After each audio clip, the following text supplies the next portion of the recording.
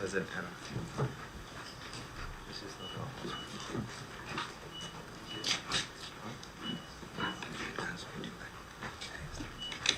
Thank you. Can I just mention it for avoidance of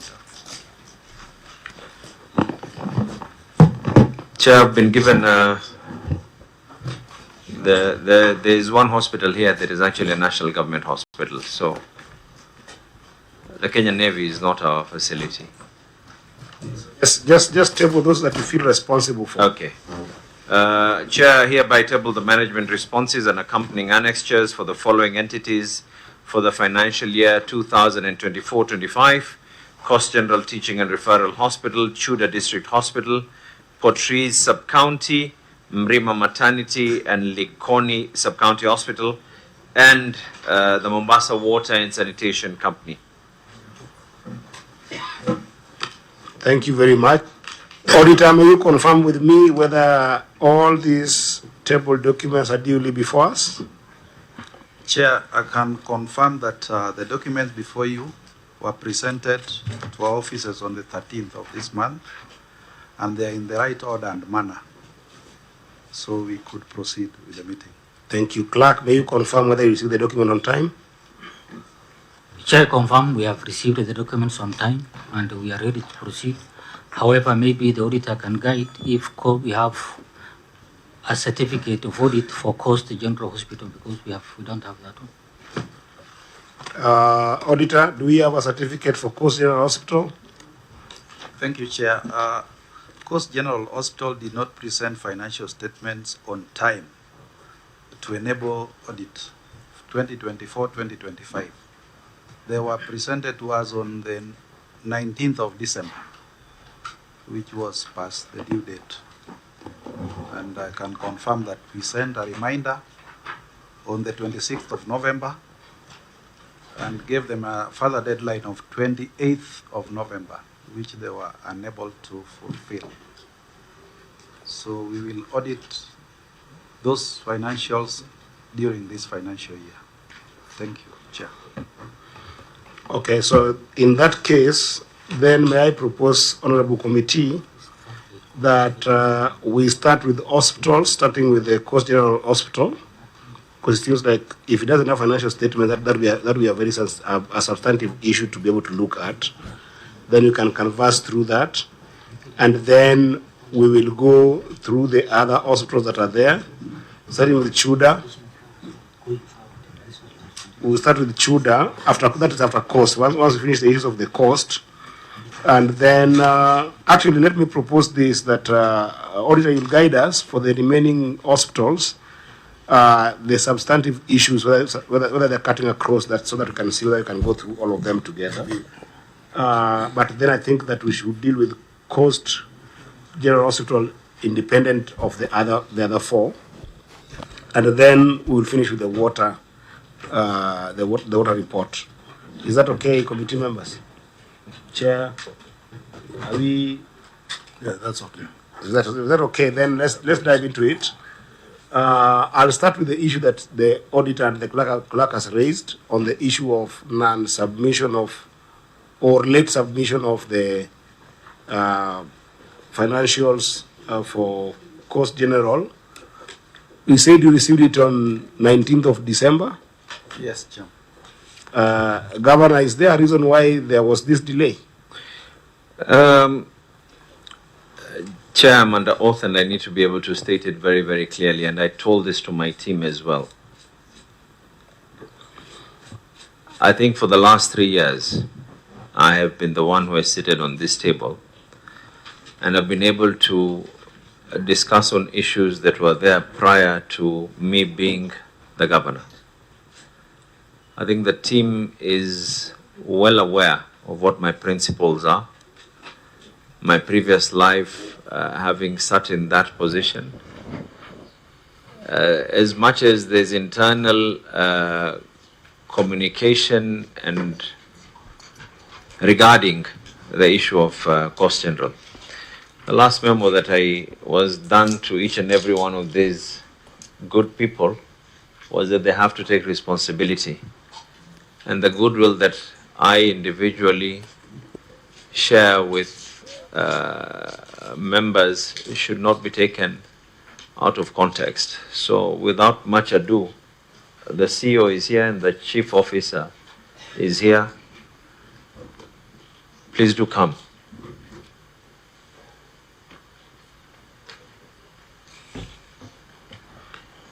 May I request that the chief officer and the CEO move to these seats, and then you two, with a lot of humility, move to the other seats.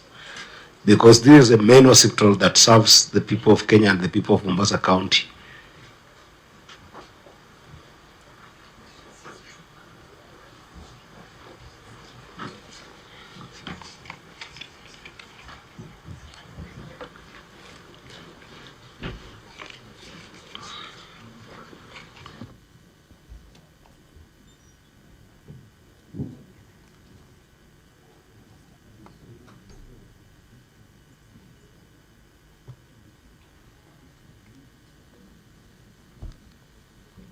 So, Governor,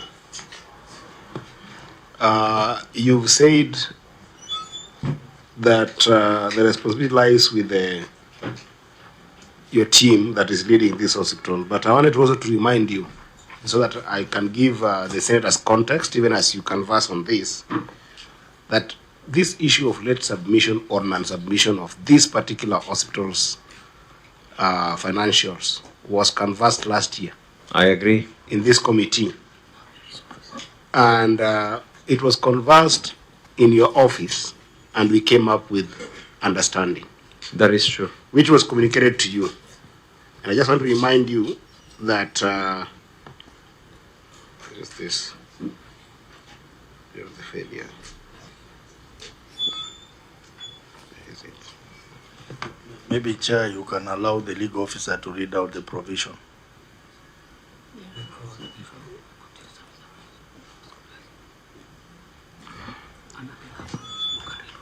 No, but first of all, I want just, because Governor has talked about goodwill, before we go into the law, because I want to give the senators context. I want the senators to interact with the team here.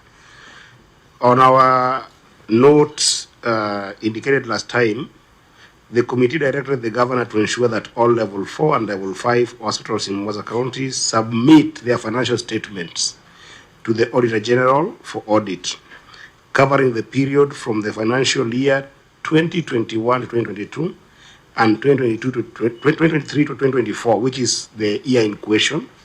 Additionally, the governor must ensure that going forward, these hospitals continue to submit their financial statements for audit in compliance with the Public Finance Act, the Public Audit Act, and other applicable laws.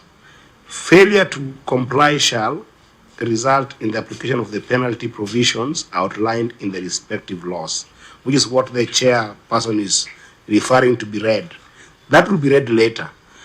Can you explain to us why these statements were not submitted?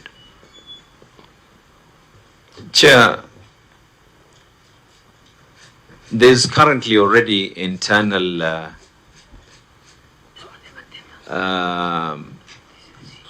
actions that are being taken on this matter.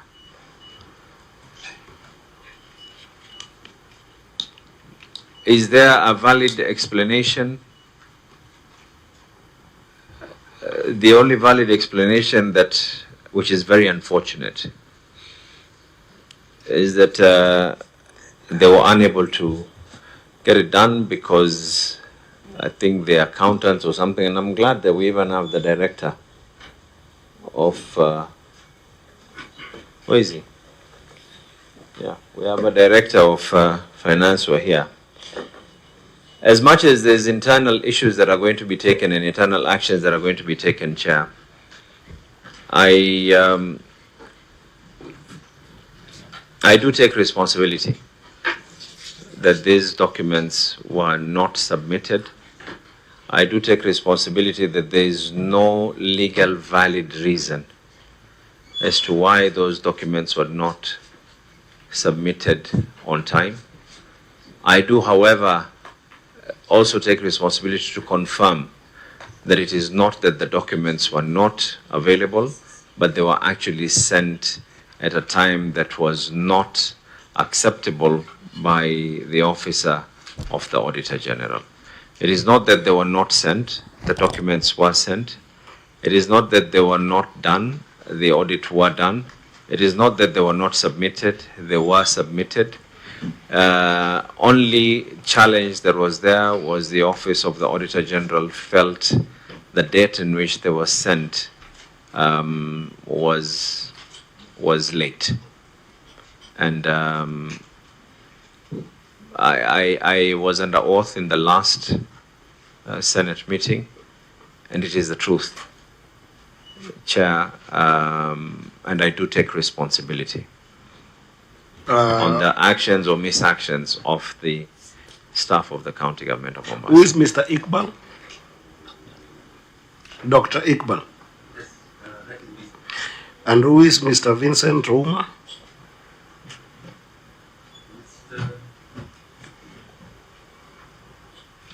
Mr. Vincent Oma was a former accountant, as what His Excellency the Governor is talking about. Okay. There has been an internal reshuffle of accountants so that Mr. Vincent Oma and Mr. Stephen Dume and another accountant were replaced by, there was a reshuffle, and we have had new accountants. And who is Dr. Swaba? Dr. Swaba. The CEC for health was, unfortunately, one of our child is unwell. She was unable to be here with us today. Okay. Chair, you asked about those first two names. As part of the actions that we were immediately able to do is to remove from active position those two, as we also investigate as to the reason why those documents were delayed, because there were the accountants who are actually meant to ensure that the documents are ready for the CEO to append his signature and forward them. And as a result of that delay, we did drop them from their current positions as we investigate thoroughly whether they did it by design or it was done by default. The CEC, I did pass her apologies that she was not able to make it because her child is unwell. All of them were in our previous meeting, including the CEO. But now I'll let the senators decide. Senators, it's your time. Starting perhaps with the chair. Well, I remember I chaired both sessions. We chaired the meeting in this room that directed that financial statements for Coast General Hospital be prioritized so that in the subsequent financial year we are going to have audited reports for Coast General Hospital. We followed it up when we did our inspection tour in April last year, and we had a meeting that reinforced that directive, that it's important that we have audited reports. First of all, have financial statements, and then subsequent to that, we have audited reports.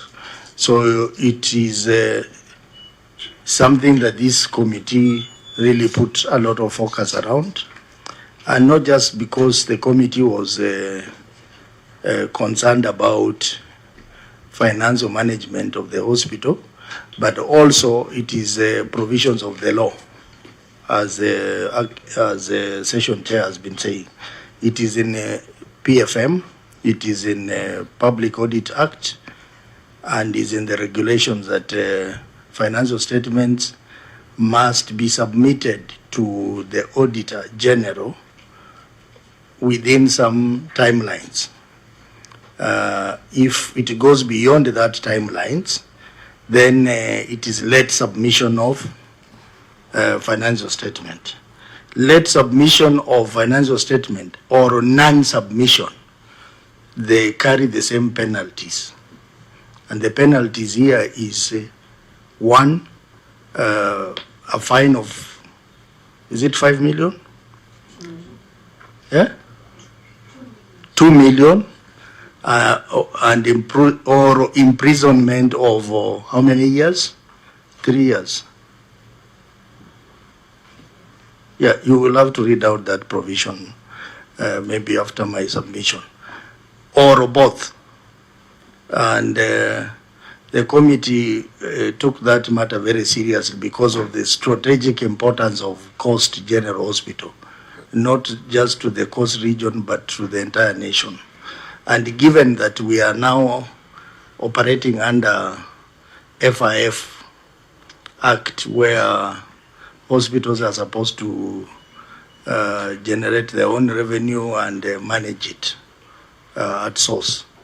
So the officers involved, the law is very clear on the penalties for either late submission of documents or non-submission of the documents. So I will leave it to the committee to decide whether they want to fine or whether they want to recommend imprisonment or whether they want the two actions to be taken.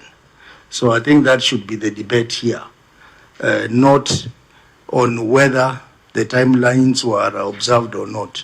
Because session chair, you know, we are here today working. We are supposed to be on our long recess. We are working because we are trying to beat the deadline of 31st March. That's why we are here. So these deadlines are binding on all of us. So really the committee, the decision is yours on the actions we are going to take on the accounting officers involved. Do we fine them? Do we recommend imprisonment? Or do we do both? And given that, even if we were to tell the Auditor General to go ahead and audit what he has, we will still not be able to beat the timelines of 31st. If it is beyond 31st, then it will be illegal what we will be doing. So we are actually in a tight corner on this matter. So maybe the chair, session chair, you can allow the members to dig in and we make a decision. Just maybe just a moment, Governor. May you first of all read the law so that we are all in sync. Then I'll give the governor perhaps a minute. Then I'll go back to the members. By the way, Governor, I have just been pulled out of Cape Town to come to this meeting, so my chair cut my meeting short. My visit short. We were supposed to resume on 9th of next month. That's how serious this matter is. But go ahead. Thank you, Chair. I will be reading from the Public Audit Act. Section 47(1) of the Public Audit Act provides for the time limit for submission of accounts. And it provides as follows. The financial statements required under the Constitution, the Public Finance Management Act, and any other legislation shall be submitted to the Auditor General within 3 months after the end of the fiscal year to which the accounts relate. So for the accounting year 2024-2025, the expectation under Section 47(1) is that the financial statements be provided by the end of September 2025. Then that is because there is also now the timeline within which the Auditor General has to conduct the audit and submit the audit reports to Parliament. So in line with that, Section 62 provides for now the penalty. So it makes it an offense for a person without justification either to fail to provide information required under this act, that's the Public Audit Act, and also makes it an offense for a person without justification to fail to provide information within reasonable time that is required under this act. That is Section 62(1) of the Public Audit Act. Then the penalty is prescribed under Section 62(2), and it states that a person who contravenes subsection 1 commits an offense and is liable on conviction to a fine not exceeding 5 million shillings or to imprisonment for a time not exceeding 3 years or to both. Thank you, Chair. Thank you so much. So basically, this was 3 months late. It was when the auditor received the documents 3 months late, technically speaking, because it was on the 19th. That's when you got the documents. So just about 3 months. Governor, you had something you wanted to say? Or do you want to? Chair, maybe just as a request to the members as they make their deliberations and their decisions. The law is actually quite clear, but in the natural acts of justice as well, I would plead with this committee, considering that those two accountants who had been given this responsibility, action has already started being taken. One of them being the fact that they are no longer at this particular hospital. Two, we are already going through and trying to look into the nitty-gritties as to what actually caused them to have this kind of delay. I would beg that in the wisdom of this committee to allow us to take internal action on those two particular accountants. Chair, even as we do that as well, one of the things that we as a county government are in the process of doing is to date they have started evaluating the digitalization concept of all our facilities, from the smallest to the largest. So that at no given time do we end up having a situation like what we're having currently. Again, I leave it to the wisdom of the committee and the able senators, but internally it is action that we've already started on the same. Thank you, Governor. It's also my responsibility as a chair to guide the committee members and give context. Number one context is that this committee ultimately holds the governor accountable under Article 179, but particularly on this particular matter, the ultimate responsibility lies with the CEO, who is the final accounting officer for us as a committee. Number two guidance is that when I read the meeting that we had last year, in presence of this committee, when the committee visited Mombasa, was the CEO. That's why I asked, is Dr. Iqbal in this meeting? Then the last context is that we visited Mombasa in the context that this was a persistent problem for this particular hospital. It was not the first time that this issue was coming in place.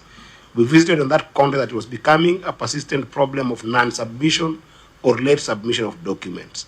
So I just want to guide that to the committee, and it's up to the committee to make that decision. I see Senator Mbugua raising his hand, so please, Senator. Thank you, Chair. Before you make that crucial decision, I would want to know how long the CEO has been holding that position in that particular hospital. Thank you. I have been the CEO since 2014. That's why I say that it was a persistent issue. So the CEO has been there since 2014. Go ahead, Senator Chimera. Chair, I just want to understand, Governor seems to be laying the blame on the accountants. When were these accountants, the former ones, released from CPGH, and the new one, when did he come on board? Chair, actually when we realized that the timelines were not going to be able to be achieved, immediately action was taken. I want to also take us back, Chair, to which were actually within the law to take that particular action. The PFM Act 156 is that the CC in charge of finance shall start instituting the relevant actions, including removing those accountants from the position that they're holding. And when we said that we're removing these people from those positions, the intent was not just to remove them and keep them somewhere else. And that is for the avoidance of doubt, is we also want to find out, is there a reason as to why they delayed this? To Chair, Mombasa has always worked on another act that before the country got into the element of FIF, Mombasa had an act which was known as the Mombasa Health Act. And in the Mombasa Health Act, which was enacted as a county government act, it had always allowed for funding from facilities to be retained at facilities. As a matter of fact, your colleague senators had initially told us that that particular act should not be there because everything was meant to go to the CRF. Only after the advent of the FIF is when we now had to use that as a basis. But before that, it was always the Mombasa Health Act. And Coast General, over the years, has always been audited together with executive. So, Chair, just thought I'd give note on that. Sorry, Governor, you didn't answer my question, Governor. Just a moment, Senator Chima, I want to guide this meeting. I want us to strictly converse on why were the financial statements submitted that late. When That is indeed my question, Chair. Yes. Yes. And Governor, this is a very straightforward question. When were the accountants released? When was the new accountant engaged? We removed the accountants just before December. Last year. Okay. And immediately thereafter, we brought in the new accountants. Of course, then there's nothing would have done basically by the time he was reporting. Exactly. Okay.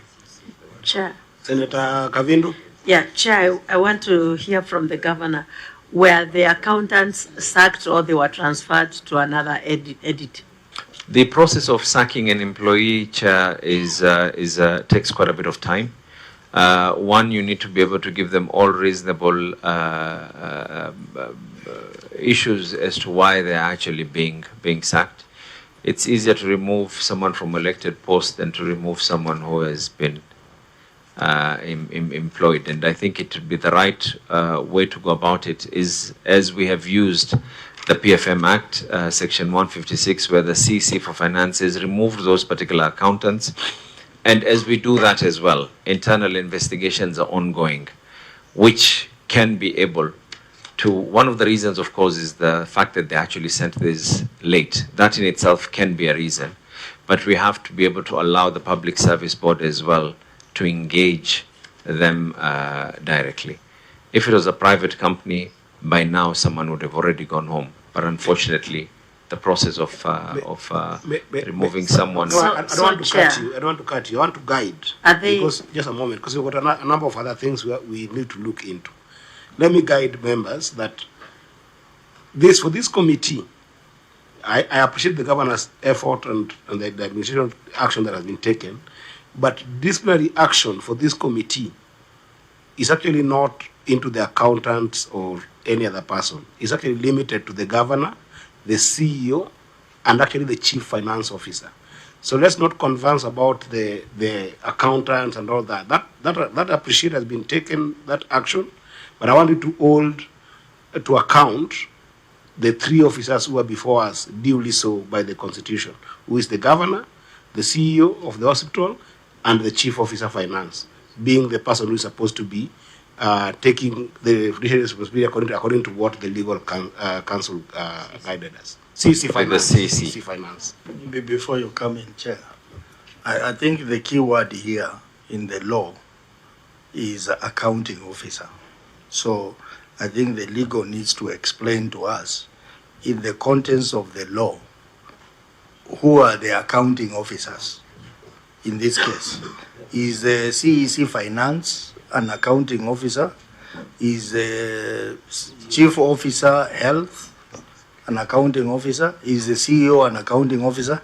In the context that the law talks about, I think then it will help you answer your question. Thank you, Chair. In this particular context, it would be the person in charge of the hospital who is considered as the accounting officer under Section 23 of the Facilities Improvement Financing Act. That is the act that mandates that every health facility has to be audited separately, and it provides in Section 23 that within 3 months after the end of each financial year, the accounting officer for a county health facility shall submit the facility's financial statements to the Auditor General in accordance with the Public Audit Act. So this part is consistent with Section 47 of the Public Audit Act, and also submit a copy of the facility's financial statements to the Controller of Budget and the Commission on Revenue Allocation. So that is the annual reporting that is required under the Facilities Improvement Financing Act. I think it's consistent. So let's limit it to the CEO, and perhaps if extended to the CEC Finance. Senator Kavindu, you are still going on. Yeah, since the time when we were in Mombasa and the time when the accountant was sacked, that was past three months, and the CEO of the department would have made sure that those reports were ready for submission to the Attorney General's office. Auditor General's, yes, Auditor General's office for audit. Now, between the time that we were in Mombasa, Governor, and the time that this officer was sacked or was transferred in December, we want to hear from the chief officer or the CEC what took place there, because they knew that the auditor's office was coming to audit the entity. Thank you. I think, Senator, the first issue that you had raised, I think before the sitting chair had asked, or rather interjected, I think you wanted to find out what is the current fate of those two accountants. And he directed me not to go in that direction. That's why I've diverted. All right, yes, okay. Thank you. But for avoidance of doubt, Chair, they're not currently with the hospital. They are currently been set aside so that we can be able to find out what is the reason as to why these particular delays were there. And secondly, Chair, the question that has been asked is, between that time till now, what exactly happened? One of the things that we had agreed at the last Senate meeting that we had in my office, when you came over, the issue that was there was whether Coast General then was actually already being audited using the main executive audit reports, or reports that have already been passed through by this very honorable house. So the issue that was there was, we were meant to ensure that for this financial year, 24-25 are the ones that they have to make sure that they're sent to the auditor. No one can have any reason to say that they were not aware. No one can have any reason to say that they did not know. No one can have any reason to give anything whatsoever.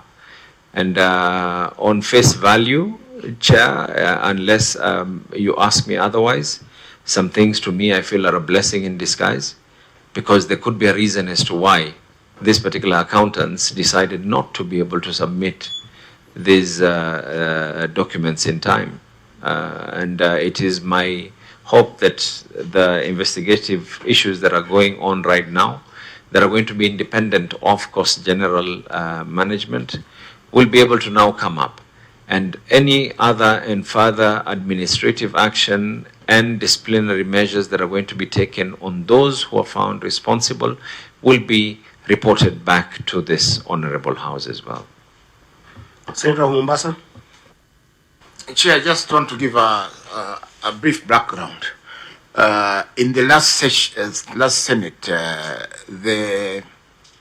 there were issues with Coast General with the issue of submission of the accounts. And at that time, I think they were, through the Mombasa Health Act, they used to spend some of the money that they were collecting and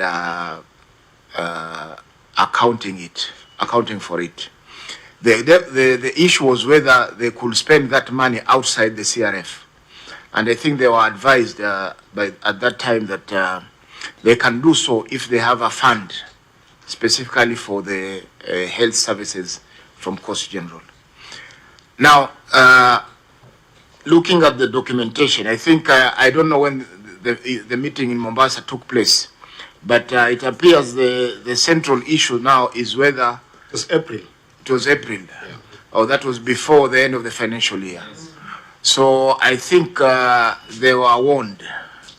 They must have been warned that you have to submit this year before the deadline of September, I think. Yes. And the submission was made after September.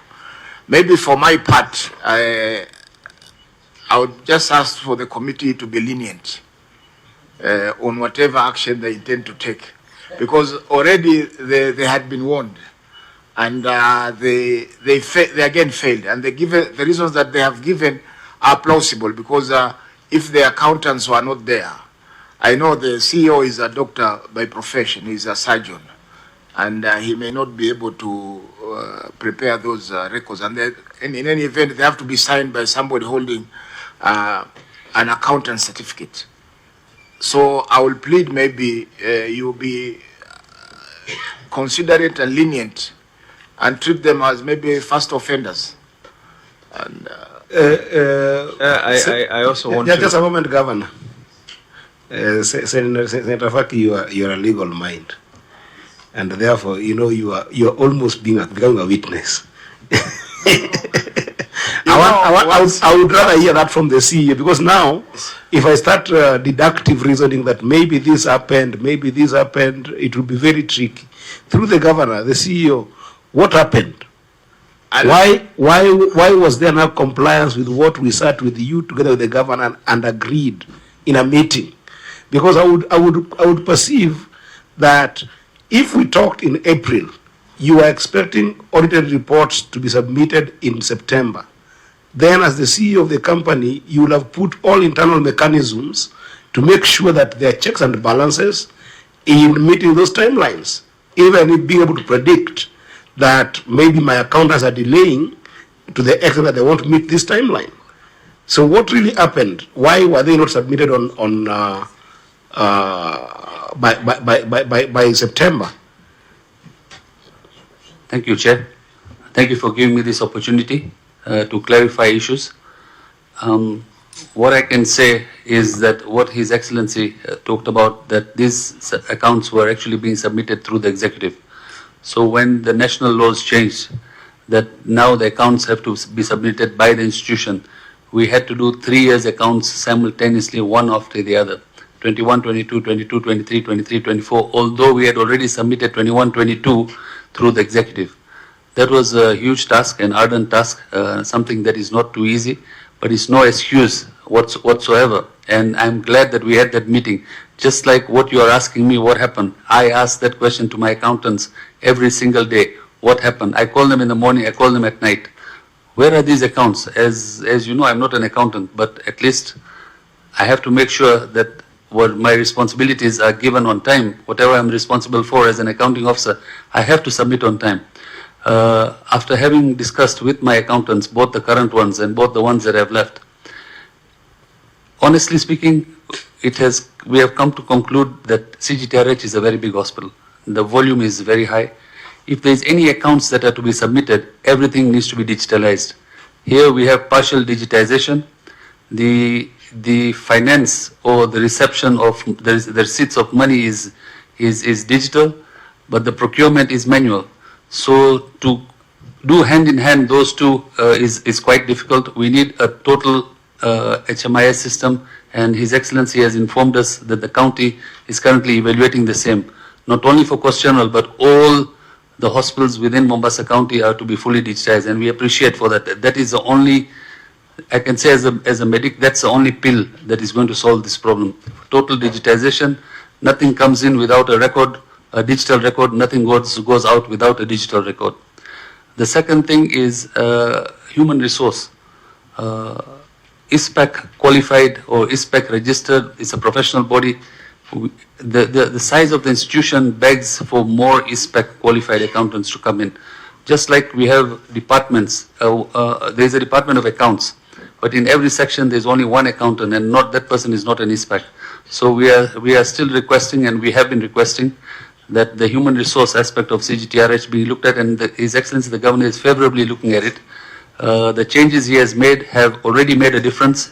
I have the first quarter accounts for the current financial year ready, the second quarter accounts and submitted to the CFO.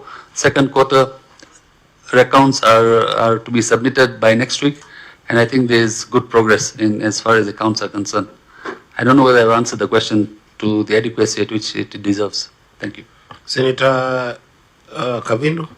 Yeah, I've just heard him say that the accountants that they have are not ISPAC qualified. So who signs those documents, and who even signed the documents that were sent, whether late, if they are not qualified? Can I make a correction? Who takes responsibility for that? CEO? We have ISPAC accountants chair. It's only that we don't have adequate numbers in them. Thank you. The accounts that were signed by Mr. Vincent Otieno. He is an ISPAC professional body certified accountant. Thank you. Senator Tobiko? I found you in a very serious discussion, so I think maybe I just take a moment to introduce myself. Paris Tobiko is my name. The governor was my colleague at one time. I come from Kajiado and a member of this committee. Thank you. Yeah, Senator, so I think that there is still a substantive question here. Actually, there are two. One, I think I want to get the guidance from the auditors on how do you regularize these accounts, because we are in another financial year, which then it means that you must be able to raise a certificate for this financial year, and then you've got a certificate that is pending that wasn't raised. If it was just an issue of adjustments, then it could have been easier. But that one, the auditor just think about it. How will you regularize this? Because that's a substantive issue. There's an issue of do you punish by penalties the officers who are liable or not? Senators, I want to close on that so that you can move to other the other sectors that we also have issues in. Chair.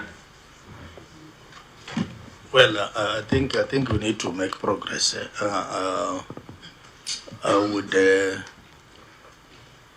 I would easily take the route that has been proposed by the people of Mombasa through their senator, that we give some leniency on this matter.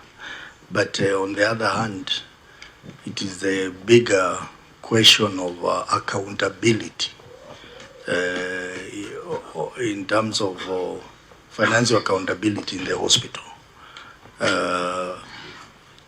Session chair, you know that the next time we'll be sitting to look at the audit report would be a time like this, 2027. I don't know whether with the current scenario, whether we will be in a position to sit and process the audit report. So practically it means that this... Chair, maybe some clarity to that. Why would you not be able to sit to go through this report? I'm alluding to the fact that... election year. 2027 would be an election year. So this could be actually the last meeting we are doing regarding Coast General Hospital. So whichever way we take, we must give justice to the people of Mombasa. Or there is a question of leniency, and then there is a question of accountability. So we need to balance the two and see how do we do it. And given that the CEO has also pointed out the issue of system inadequacy in the hospital, that there is need for them to have automation, HMIS, so that when those reports are produced, there are accurate reports that can be audited and a true picture of the hospital provided to us. So me, I will be quick to go the approach proposed by Mombasa Senator, because he's speaking for the people of Mombasa. So I don't know what other members would say about that. I think this is a very serious issue. I want to propose that committee, if you allow, we will canvass on this at our reporting stage. We'll be able to communicate to you the action that has been made by the committee. I think that will be the best position to, because I think that the committee will have to consider all the presentations that have been put. Remember, the Senator Faki is a friend of the committee. So the committee will retreat, and I will let them converse on that issue of whether we effect those penalties on the responsible officers or not. And then it will be communicated to you in due course. And then on the issue of regularization of these particular late submitted financial reports, what will be your guidance, Auditor? Thank you, Chair. I want to also let the committee know that during this year, we were able to audit 3 financial years for the referral hospital, 21, 22, 22, 23, 23, 24. And 24, 25 was late. So when this happened, we removed 24, 25 from our audit plan for the year. So what will happen, it will be done as a year with the year 25, 26. Thank you. Okay, that's fine. Then I would wish that, Chair, we take note of what has just happened here, as we always take notes. And despite the fact that there will be obstacles and impediments to mobilizing members in the electioneering here, this I will take keen interest on as your Vice Chair. I know you are vying for governor, you might have more responsibility for election at that time, but we'll make sure that we convene. The committee will go on. So there is no, let it be on record that you're not told that this is the last meeting you're being called over these particular issues, because we'll make sure that we canvass that certificate that's going to be raised by the Auditor General. So sometimes next year we'll look into it. But with regard to that particular misnomer of not submitting, it will be communicated to you by the clerk what the committee will have made a decision about that. Is that a fair place to be, members? So you can proceed. Chair, may I make one comment on that? And this is for the avoidance of doubt. I have a team that is here. And I expect that when I move a certain direction, my team moves in that direction. And I expect when I move at a certain speed, my team will move at the speed at which we're moving. Let it not be doubted at all that as much as I will leave it at the wisdom of the Senate, it does not mean that the county government of Mombasa will not take appropriate action on those people. More so because you can imagine we have spent an hour, and how many man hours each and every one of us here deliberating on an issue that someone did not get done. So let it as much as anything else, and as much as I will respect the decision of the Senate, but I will also appreciate that everyone else will respect the decision of the county government. We will not allow a situation where people have been given responsibilities and those responsibilities are not being met. You can be able to slide once, you can be able to fall once, you can be able to fall twice, but then when your actions become repetitive, it becomes your behavior. So I just thought I'd make it very, very clear. I'm under oath. I'm at the Senate. For those who do not take necessary actions on what they're meant to do, the county government of Mombasa will take action on them. Just thought I'd put that very, very clear. Thank you, Governor. That is cooperative, and we do take this. We do share the same sentiment. But let me just make it very clear also that the CEC Finance, the CEO of the hospital, we have, and then Chief Officer Health, we have got a serious communication to do to you on this particular matter, especially because, as Governor has indicated, it has been a persistent issue. That's why I say that we need to retreat and then canvass and consider all the tenets of this since when we started dealing with this issue of non-submission or late submission of documents. So I'll let that rest at that. Clerk will communicate to you our decision. Winslow, you have something? Yes, Chair. I wanted to share with the committee that whenever I come to this particular meeting, and particularly because we are looking at the hospitals, the reports of the control of budget, they also check on the FIF performance at the counties.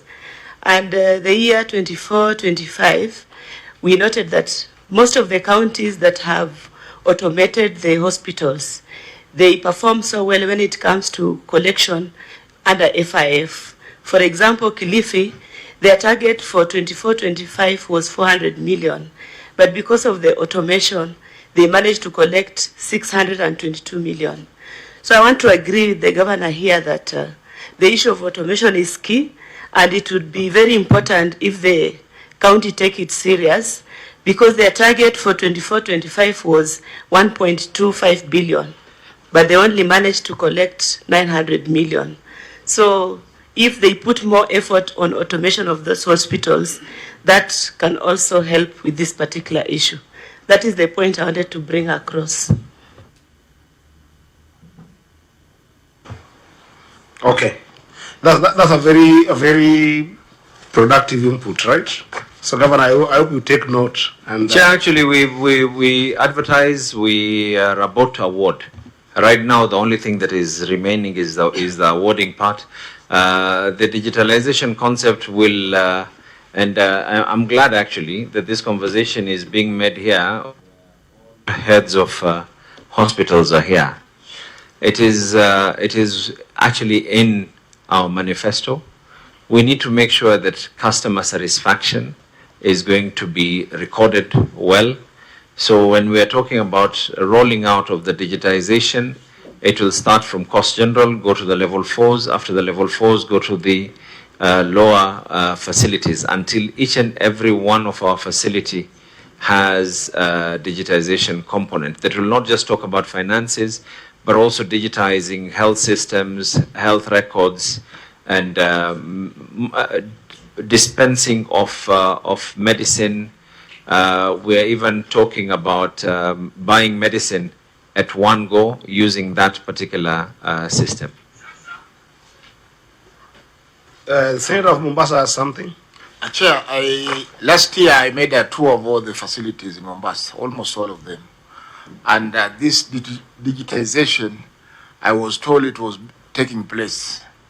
And it will be up and running within the financial year. Now we are 1 year later, we are still talking about it starting. I give a clarification, Chair. The digitization that my able senator is referring to is the one that had been put in by DHA. And for that one, it was very, very specific. As a matter of fact, it is even better for us to have our own that will then link up to the one for DHA, so that in the event we submit that there are 300 patients that we've met on a certain day, on our end, we know that there are 300 patients. If it is picked by SHA that there are less than that 300 patients, we have backup that no, we actually have this. So the digitization that was referred to then is actually the one. It is still there, like many other facilities have, but it is not what it is, and it does not include the component of the financial aspect of the rest. That's fine. Senator, I wanted to appeal to you that given that we are considering water, hospitals and municipalities together And cognizant to the fact that Mombasa is a city and they don't have municipalities, and given the pressure of time that we have, given that Coast General has taken a lot of time to be able to deal with it, I wanted to appeal that the other hospitals will give them another appointment where we could have ordinarily given them an appointment for municipalities. Then we instead look at Mombasa Water Supply and Sanitation Company, because there were some serious and substantive issues that wanted us to look into, so that the other hospitals will then look at them just by themselves without the Coast General Hospital, and we'll give them a different date for that. Is that fair to propose? Vice Chair, do you? I think that makes sense. Okay. Members, are we okay with that? So we just focus on the water for now, then we give them a break, and then we will come back to the others. Chair, I will be making a request. Yes. You will agree with us that every time that we have to come to the Senate, you can imagine I have a whole team that needs to be able to appear. I don't mind being able to appear in person as many times as I'm called to. But I will be making a humble plea and request. For the level 4s, this is the first time they're actually doing this. As a matter of fact, I had wanted initially to reach out directly to the auditors as well, because there was a concern that if you look at the issues that are there, it is more of reconciliation. We did not see this document, we did not see this document. Everything which has actually been able to be provided. One of the issues that the hospitals have also raised was that the management letter, and by the time doing the management response, the audit report draft was already out. And I don't blame the auditors, because also the time that they needed. I think the law talks about 7 days between the time in which you're meant to do the management letter and for us to have a management response. I will request, in the wisdom of this particular Senate, because majority of the issues that are there are issues to do with this document is not there and this has not tallied. It is really nothing material. If it is okay for the Senate to go through the written responses. And I say this because you can imagine in terms of resources that we have to be able to make sure that each and every one of these good people, maybe good and bad people, who have to travel all the way to Nairobi, and hospitals being left unattended to as well. I leave it to your wisdom. It is only a request that whether... Yeah, that's fair enough. Thank you very much. I think, Governor, that cannot be understated, because we also are empathetic to the fact that that resource could be used to be taken somewhere. And the context with which I was sharing this was the fact that we will sit down with our clerks and also our auditors. Thank you very much. And then be able to look at what are the substantive issues that need to be responded to the extent that those might be 1 or 2 hospitals. Then we'll be able to come back to you and with a substantive request that these particular officers show up to help us answer these particular queries. Thank you. But we will be as lenient as possible to be able to look at the written responses and communicate back to what would be feasible. Thank you. Chair, you just need to also clarify in Just the a moment, letter. the Secretary Chair got an issue here. Maybe the auditors, you need to clarify to this committee whether, because I think last time the audited reports for Mombasa City was not available. Are you able to, have you published the audited report for Mombasa City? So Chair, that will be covered together with any other issues, substantive issues that we may pick from the hospitals. Chair, we don't have a municipal. No, but you have the city. Yes. Yes, but the city is audited, and I think it goes through the public accounts. You see, the city chair is equivalent to the county executive. Yes, sometimes substantively, sometimes PAC end up dealing with the issues of the county executive. I think I'm actually appearing before PAC Because- next week. Yeah, you know, let me just help you, Governor. Don't worry. This one will help you out. You know, just like Nairobi, we always have Nairobi as an entire city. And then if you go somewhere like Eldoret, you've got Eldoret, there is Eldoret town, which is a city, but then there is municipalities outside it. Those municipalities that we look at. Yes. But now you, as Mombasa, it will be a duality of audit if we converse on it as well, because you have to appear before PAC. Yes. So because as a city now you appear before PAC, therefore there is no problem there at all. That's why I was saying that we could take advantage of the fact that we don't have the municipalities that we are considering at this moment to invite the team back, but we will be considerate on the issue of resources that are the county will be facing, and that will converse among ourselves as the Senate. Thank so you. don't worry about it. Thank you. Let's go to Mombasa water supply. I wanted to just clarify on one thing. Sure. This is a house of records, and there's an official document written to me, which includes a hospital that is not ours. Is it wise for us to write back and say that it is not ours, or do we just allow the Secretariat to write back and say that it is excluding this particular hospital? I think it would be in order to just write back and then we put it on file that that's a national hospital. I saw the misnomer as well. It's a national hospital, so that It's actually not a national hospital per se. Yeah. It's categorized as a level 4. I'm aware, though, recent information. This is through a letter that I saw a day ago.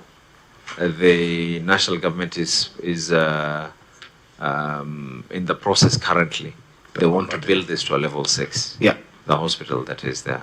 I mean, this has happened to us in Bungoma, even when we're looking at Siaya, Jaramogi as well. Those ongoing conversations at national level are converting them to national hospitals. So just write back and then we'll consider it accordingly. Thank you.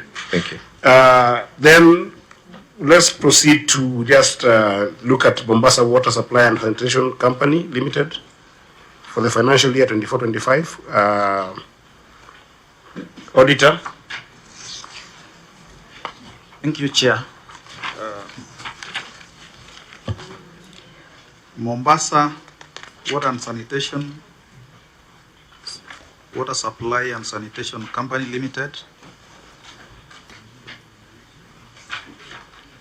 The opinion for that particular year is a qualified opinion, and I stand guided, Chair, on whether I go through issue by issue or we pick substantive. I think just the same approach we've been doing. Okay. Go through the substantive issues. Substantive issues includes issues which are not addressed from your end, and the issues which are have high fiduciary risk. Those are the ones you need to look to address. Thank you, Chair. So you can tell us which are the issues, and then the members will make a decision on how to proceed. Okay. So the first issue that I consider substantive is long outstanding trade and other receivables. That is query number 2. Chair. Yes. My apologies, Auditor. I just wanted to get clarity on one thing, Chair. There are some issues, Chair, that have been there all the other previous years, and some of them are very, very historic in nature. One of them is the one that he's referring to, the first one, and the other one is long outstanding trade and trade balances. These are very, very, there have been issues that have been there for quite a while. Should we go in depth with them as well, or do we? Up to your wisdom, Chair. I think we'll look at them because they also affect other issues. Okay. For example, the issue of long outstanding receivables have an effect on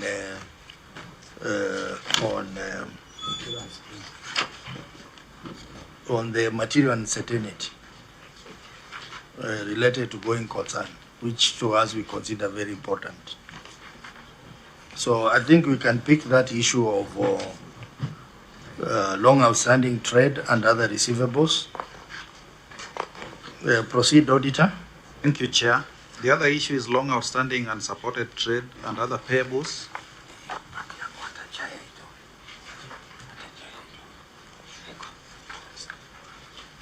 The third issue, Chair, is a material uncertainty related to going concern. And there are some unresolved prior matters which are weighty, Chair, one of which is direct discharge of raw sewer to the Indian Ocean. Then number 2, stalled project at Kipevu Water Waste Treatment Plant. And the third issue is abandoned and approved contract extension period on the rehabilitation and extension of sewer networks, West Mainland and Island. That one can be considered together with prior year matters. Yes. The one of discharge to the sea. Yes, Chair. The 3 of them. Then the other issue, Chair, is excessive non-revenue water. That is all. So some of those issues are interrelated. So, honorable members, when we are debating, to manage time, we can try and see how we can discuss so that we have a reflection on the other issues. For example, when you talk about trade and other receivables, and you are talking about going concern, those can go together. Yeah. So auditor will allow you to, for managing time, I will allow you to read 2 queries. The query on trade and other receivables, concurrently with the query on unsupported trade and other payables. And then the governor will respond to the 2, and then I will open the floor for the members. Thank you, Chair. Long outstanding trade and other receivables. The statement of financial position and note 16 to the financial statement reflect trade and other receivable balance of 501,954,618. The net receivable balance increased from 433,149,49 to 501,954,618 by 68,813,669 or 16%. Management has not provided evidence of effort or strategies initiated to collect the overdue debts. Further, the management did not disclose aging analysis of provision for bad and doubtful debts. In the circumstances, the accuracy and valuation of trade and other receivables of 501,954,618 could not be confirmed.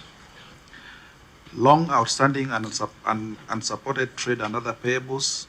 The statement of financial position and note 25 to the financial statement reflect trade and other payables balance of 2,326,736,526. Included in the balance is 2,083,447,586 relating to trade payables, out of which 1,980,944,754 was outstanding for a duration of more than 120 days. Further, the balance was not supported by a schedule. In the circumstances, the accuracy and completeness of trade and other payables balance of 2,326,736,526 could not be confirmed. Very well. You can now respond to the 2 queries, one after the other.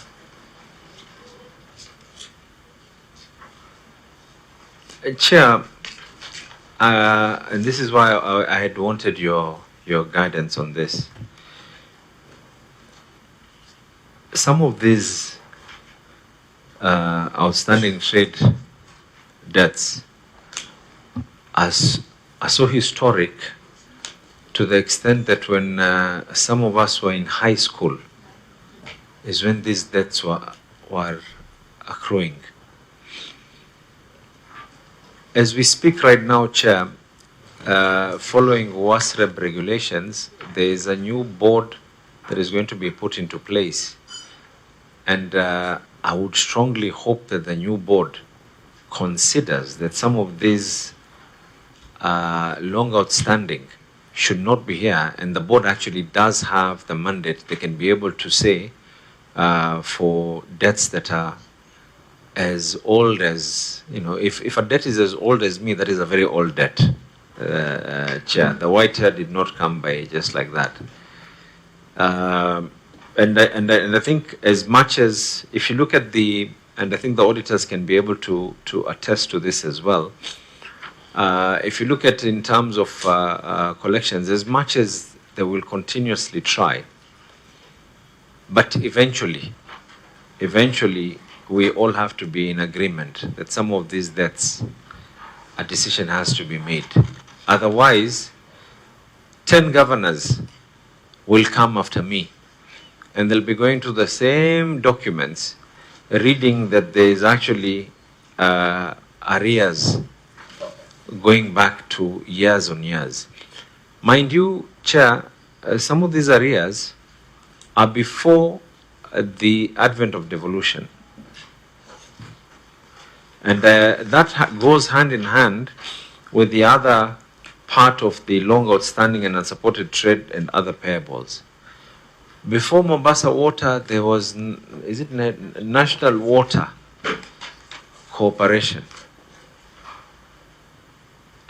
Some of these debts as well are debts that have to be paid to Treasury actually, because they were considered that these amounts were meant to be paid by Treasury from when it was National Water and so forth.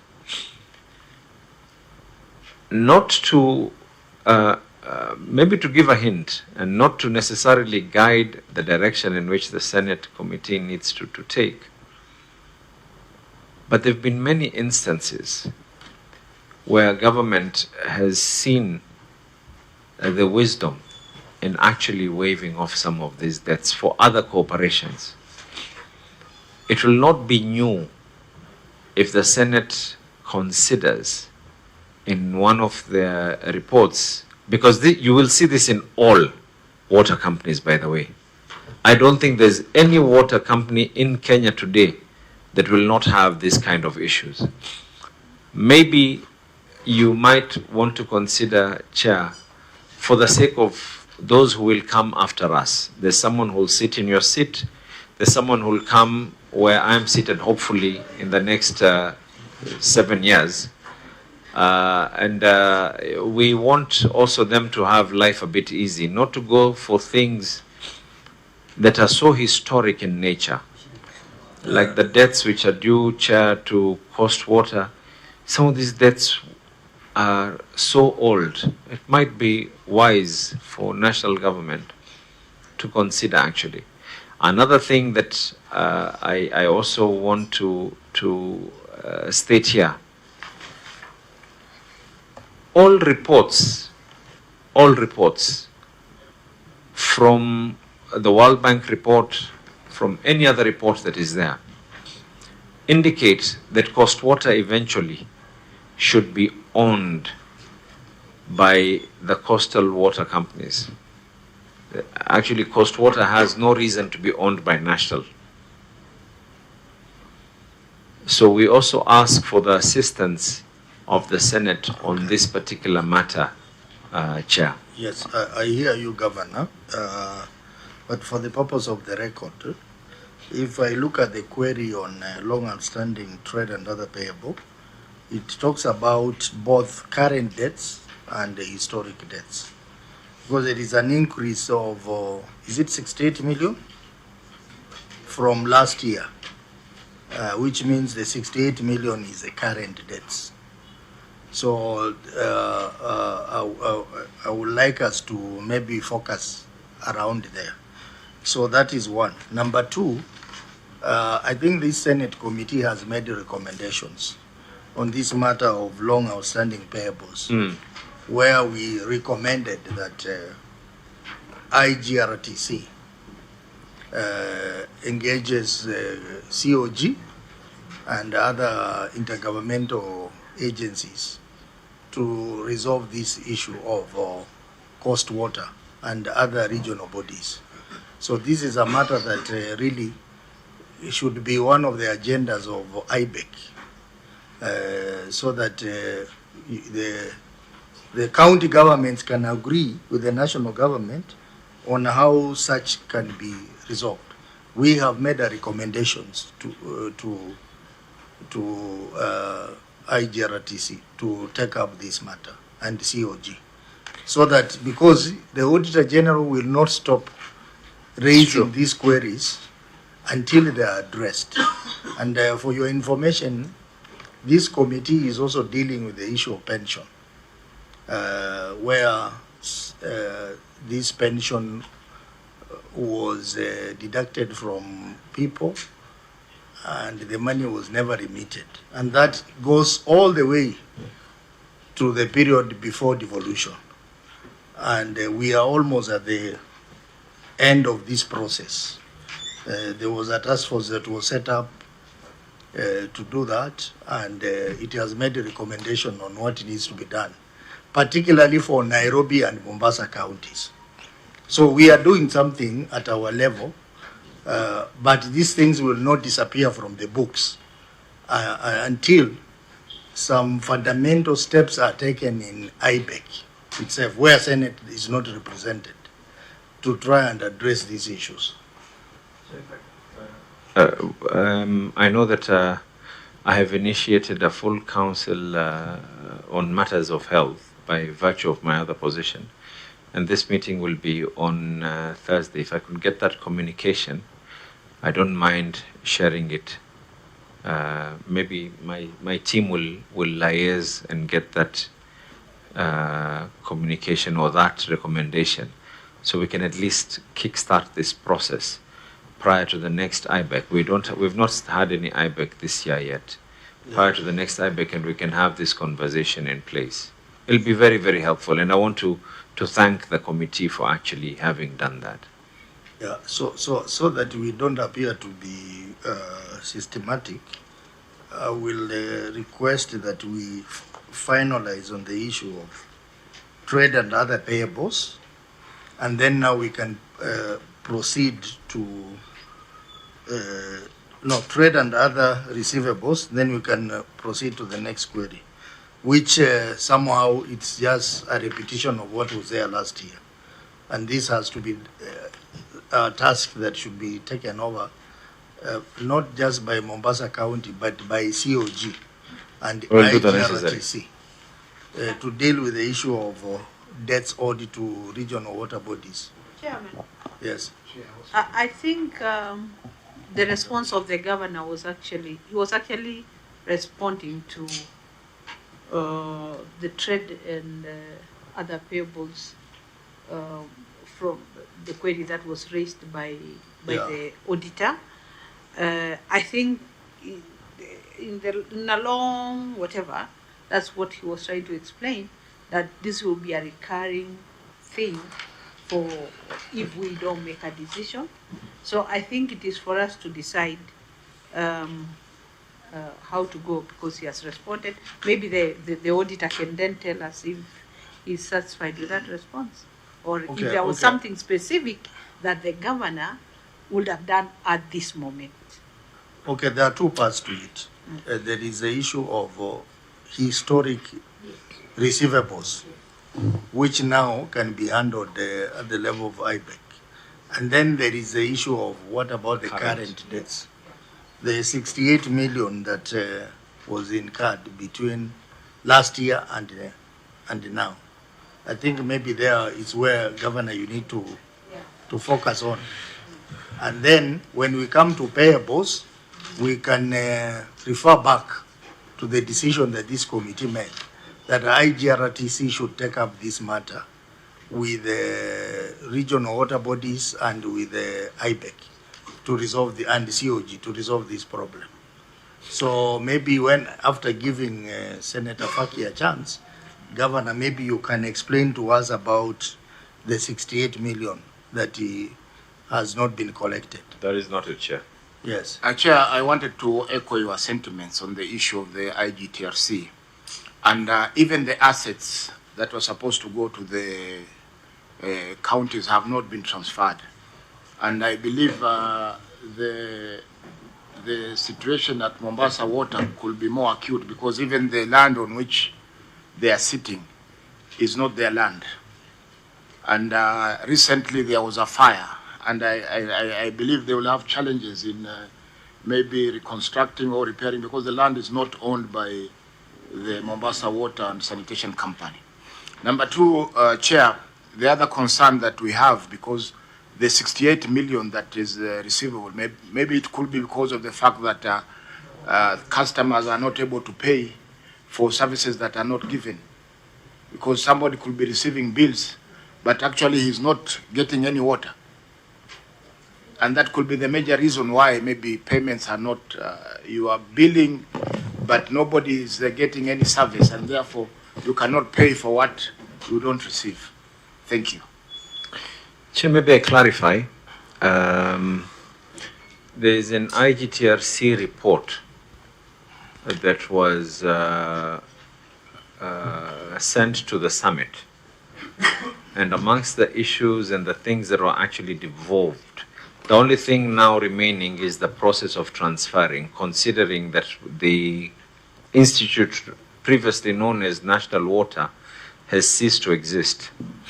The property that the Honorable Senator is referring to, it is true, prior to the fire, we didn't even have that document. But as it stands right now, we actually have a gazetted document that has now given us full ownership. The only thing that is remaining is the transfer of the title deeds, which is something that is currently in process. And by the way, it is not just that property alone, it is quite a number of properties. Two, the Senator is pinpoint accurate on the issue of availability of water. Chair, Mombasa currently depends on water sources from out of Mombasa. We are literally at the mercy of an institute called Coast Water. A classic example, if I pay Coast Water and I pay my share of the power bill, but because that particular borehole is me and another county, and if another county has not paid, Kenya Power goes and disconnects. So if Kenya Power disconnects, the good and the bad all get messed up. From the time I have been governor till now, I think I have been forced to intervene probably 4 or 5 times. Two, Chair, national government right now are the ones who own Coast Water. They're the ones who also own the pipes that run between where the boreholes are to where Mombasa's border is. Now, they don't have the finance to be able to fix those lines because they are currently concentrating on finalizing Mzima, and they're concentrating Mzima 2, and I think they're concentrating on Mwache Dam. So by virtue of doing that, they have not given enough money for doing those repairs on those lines. One of the things that we have done as a county government is executive has already sent conditional grants to Moasco, and works have already started on those pipes. And our agreement with Coast Water is that we fix the pipes and then we do an offset kind of an agreement. Even that in itself took quite a while. We had already transferred the money. By the time they started working on this, it was quite a bit of time.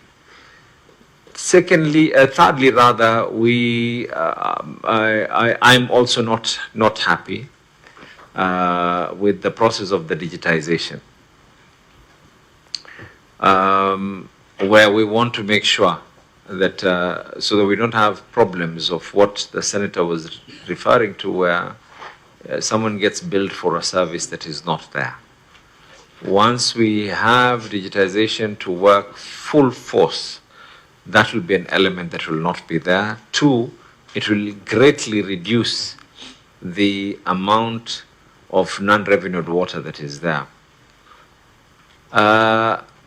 Another thing,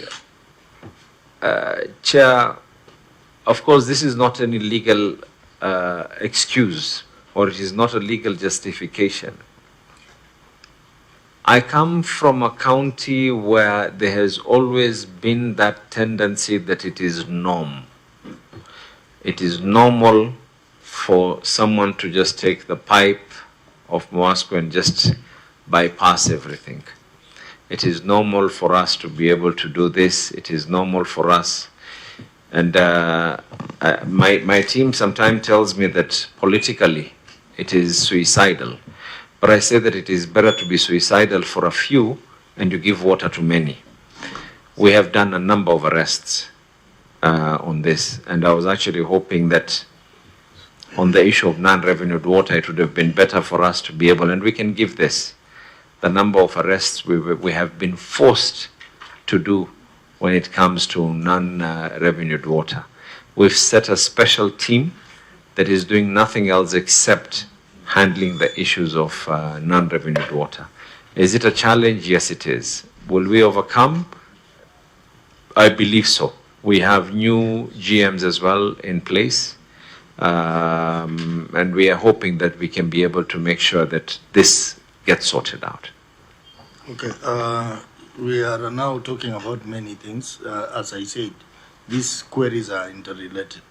Like this trade and other receivables, you can see the link it has with excessive non-revenue water, according to Senator Faki.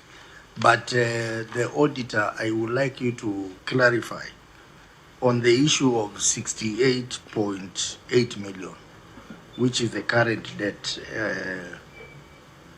Is it a debt that's generated between the last report and the current report? Just clarify to the member. And then, Governor, you can tell us what the challenges in recovering this money from those people who are supposed to pay.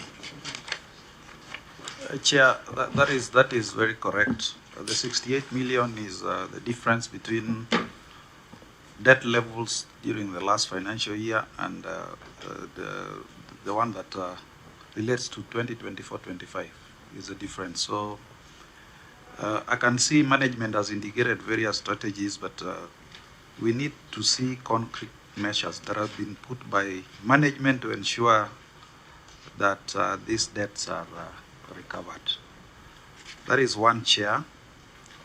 There are a number of, if you look at the schedule of receivables, long outstanding receivables, there are quite a number here, one of which also relates to Madison Insurance, 41 million, Smart People Africa, 10 million, Gedi Boss General Trading, 48 million, Tima Construction, 25 million, Wambeko Enterprises, 81 million, Wandi Communications Limited, 11 million, Batch Associates Limited, 60 million, Adequate Machines Construction Limited, 28 million.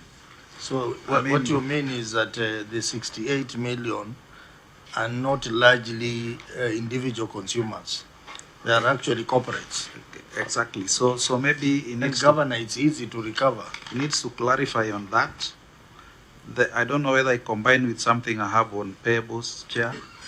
Chair, maybe he could read those names again. Could I have a look at those? Maybe, Chair, is it okay if I could just go through yes, we are very Can keen someone about just take me through? Institutional they are payables, Chairman. Receivables. They are payables. Those are payables. Is it payables or receivables? That's why I'm wondering. We don't have a client that we have to receive. They are payables, Chairman. Those are payables. Payables. So what we The reason why I was saying that, Chair, is because this particular payables, maybe let me just explain, Chair, because again, like you said, everything is intertwined. One of the things that I have given direction on, the executive of the county government of Mombasa has currently enjoyed a very, very good, fruitful relationship with financial institutions, which has helped us. Today we are probably amongst the counties that are able to pay salaries and meet their obligations within the stipulated time. Two, the county government of Mombasa currently provides medical insurance to all its employees. And the same cover that covers the governor of Mombasa is the cover that covers the sweeper of Mombasa, the same medical cover. What I have proposed to do as a means of being able to shield the likes of Coast General and Moasco is executive finance have been given instructions to work with the finance of Moasco and Coast General so that first of all we can be able to ensure we intertwine this so that economies of scale makes life easy for Moasco as well. Chair, the issues that have been raised here, these are project accounts. That's why I was asking. You know, the auditor was raising these names of these companies. These are actually project accounts. We can't just wake up and just pay. The likes of AR is understandable. What am I doing? I'm putting them all under our health insurance cover. But some of these, especially these big ones, are actually project accounts. These are those World Bank projects that we have. As much as invoices are raised to us, but we can also not be able to pay, even if we have the money in the account, until they meet certain criteria. So it does not necessarily mean that we actually are running at a loss on this. Just thought I'd clarify on that, Chair. What about the receivables? The receivables, if you realize, Chair, it is actually, many of them are historic. Many of them are not current per se. Many of them are actually historic by nature. One of the things that I have also, and the team from health is not here, but there's also a memo that has gone out, and the memo now applies both to water and to the health. The hospitals have to pay water bills and sewer services to Moasco, the same way Moasco has to make sure that they're going to ensure they have to provide water and sewer to those particular facilities. If we do that, then one is going to complement each other very well, because then Moasco is going to immediately have about 51 new clients who are going to be good paymasters with the FIF. They should be able to pay for sewer and water. And that in itself as well will also ensure that all our facilities do get water as well. That is one of those strategies that we are trying to ensure that we put into place. But majority of these receivables that are being talked about here, Chair, are very, very old. And usually we have some of our large clients include the Kenya Airport Authority, include Kenya Ports Authority, include the Kenya Cooperative Creameries. So we have a good relation with them where they're actually decent paymasters. So it is not something that they take forever for them to be able to pay. And again, I've also given instructions, as much as my team tells me that politically it is wrong, but I tell them again, we all have a job to be able to do. We have to first of all move on to digitization, and failure for that, if someone doesn't pay, you have to disconnect. Okay. You see, I don't know, CEC Finance, is he? He's here. Oh, my friend is there.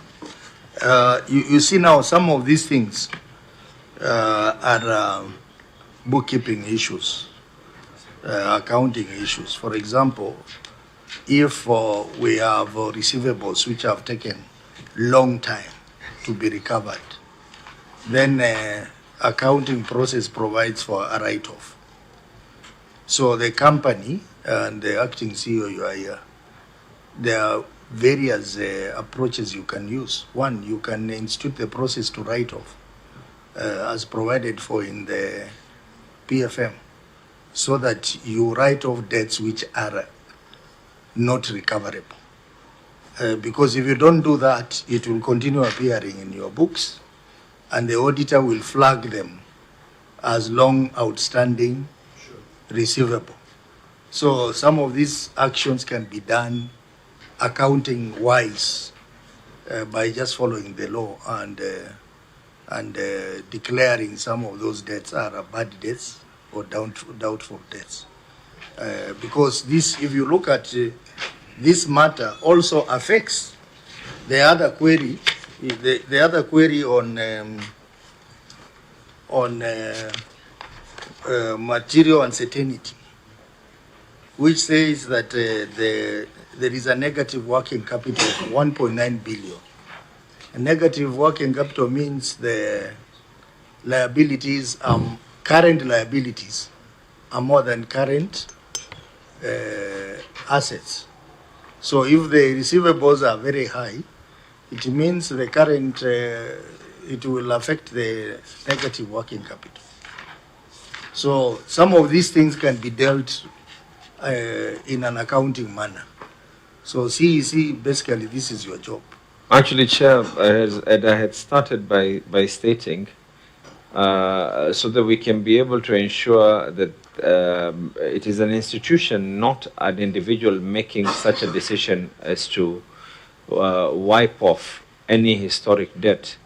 My proposal had been that once we have the new board in place, because we went with the WASRIB regulations, and once we have the new board that is going to be in place, then the board makes a decision so that it does not become an individual making a decision, but rather an institution that makes that particular decision. Yeah, so long as it's done within the PFM.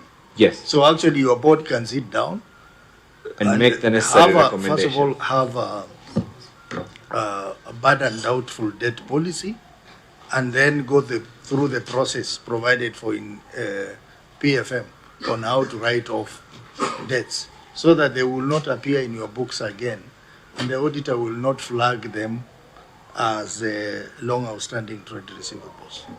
So, because that again will come and affect your going concern status. Am I saying the right thing, auditor? You are correct, Chair. Yeah, so Madam CEO, through your governor, what are you doing about this? Because this is purely an administrative issue.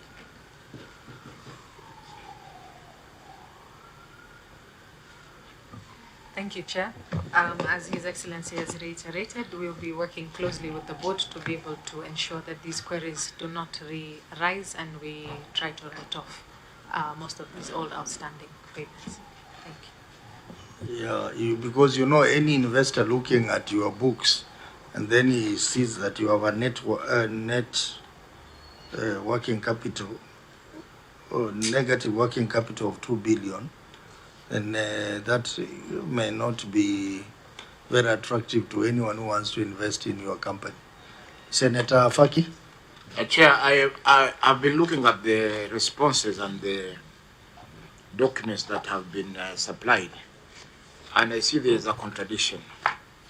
I have seen in the bundle of documents that have been supplied, there is a document marked EMO 21.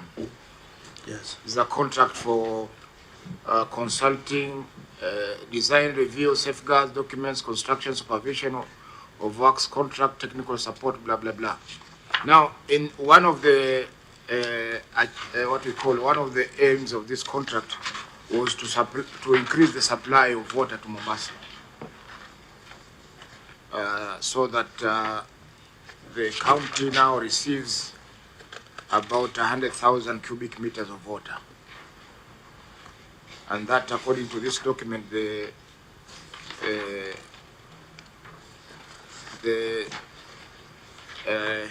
think it's on page 23, the completion time was on 31st of December 2025.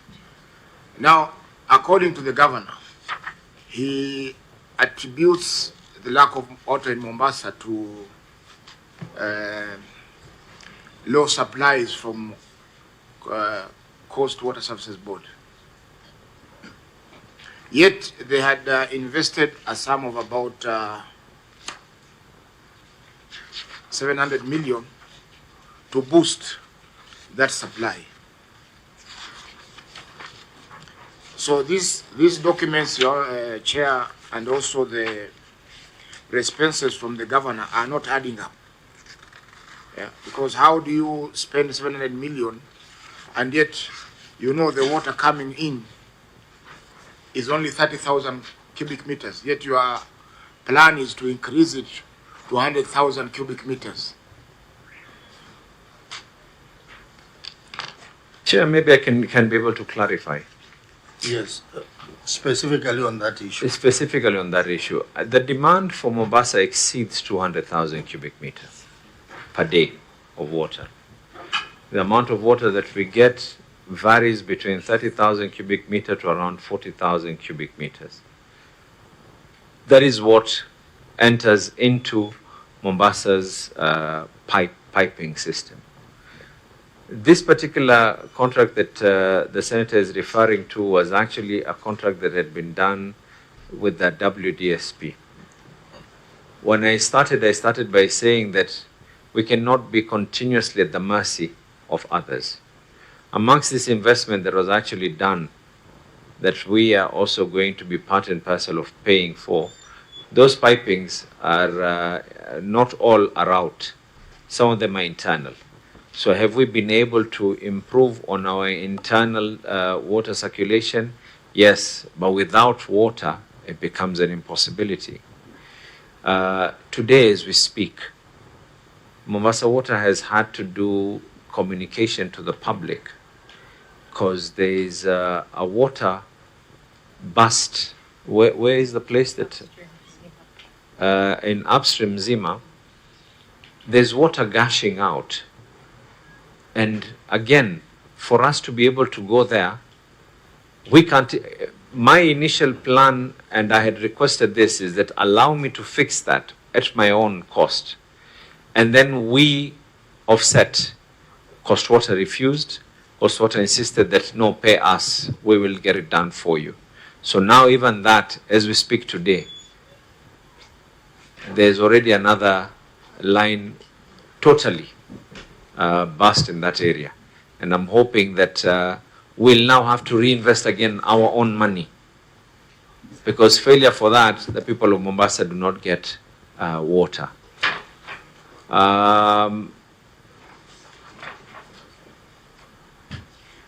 The investment, mind you, Chair, that has been put in with the WDSP was to go hand in hand with Mwache. Maybe I can repeat this for the interest of the senators, so that the senators can also be able to assist us on this matter.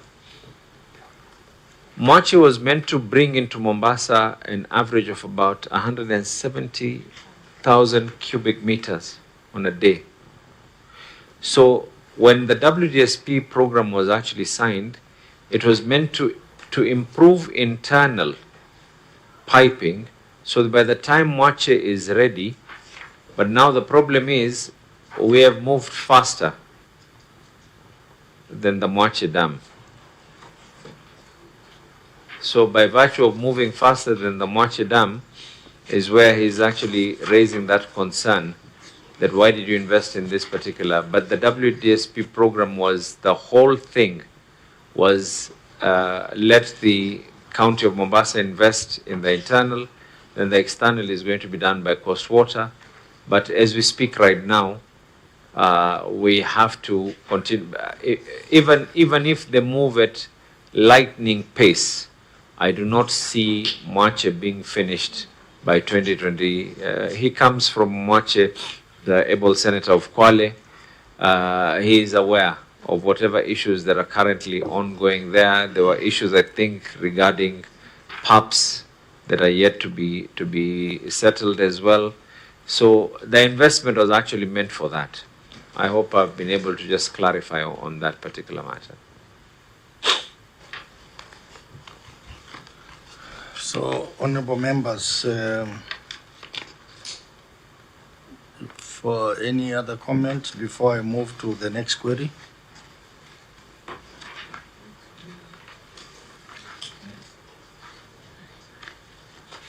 The query on material uncertainty is related to what we have been discussing, but maybe just to summarize for the purpose of the committee and the governor is that the net working capital is negative and is 1.9 billion. Governor, you provided various strategies of reducing this, Maybe you can explain to the committee how these strategies are going to work to reduce this figure to Chair, less than zero. Actually, let me just re-clarify on this. The issues of networking capital being negative will actually, by the time we come to the next one, will be higher. Let me clarify, because our intent is to ensure that those old historic receivables that we know are not going to be able to come through are going to be written off. When you write off on one part, it will automatically mean that the other part is going to increase. It's the auditors, I think, will agree with me on that. The only way that we can be able to reduce this is either the executive looks for 1.9 billion shillings, actually more than that 1.9, because if we're going to reduce the other old receivables of 500 million, and we ask that the board waives that 500 million because these are debts from when I was in high school. Some of these institutions have closed down. Directors of those companies are no longer there. Our only hope is to see whether, at all, that any of them are going to be able to pay is going to be very, very slim by nature. So this 1.9 stands a threat of rising to 2.4. And if it rises to 2.4, the only way out is for national government to say these historic debts are also going to be waived. And as they waive this, we hope that they will also go the direction of the World Bank strategy, where as we do the WDSP program, Coast Water is also shareholding for Coast Water now goes to the relevant county governments. So I thought I'd give this. I know I'll come back here. They will tell me that I said I will reduce it. The only way it will reduce is if national government agrees on these historic debts to go down, Chair. There is no other way. Senator Mbugua? And by the way, Chair, I thought you should also be aware what is currently happening is one of the reasons why we have an uphill task as well, is because when they come and they tell you that you have to pay, we have an arrangement, even with the new tariffs that are there. With the new tariffs that are there, the arrangement is that whatever it is that we are paying, I'm paying current, part of it historic. So I'm actually paying for the mishaps and the mistakes of our great-great-grandparents.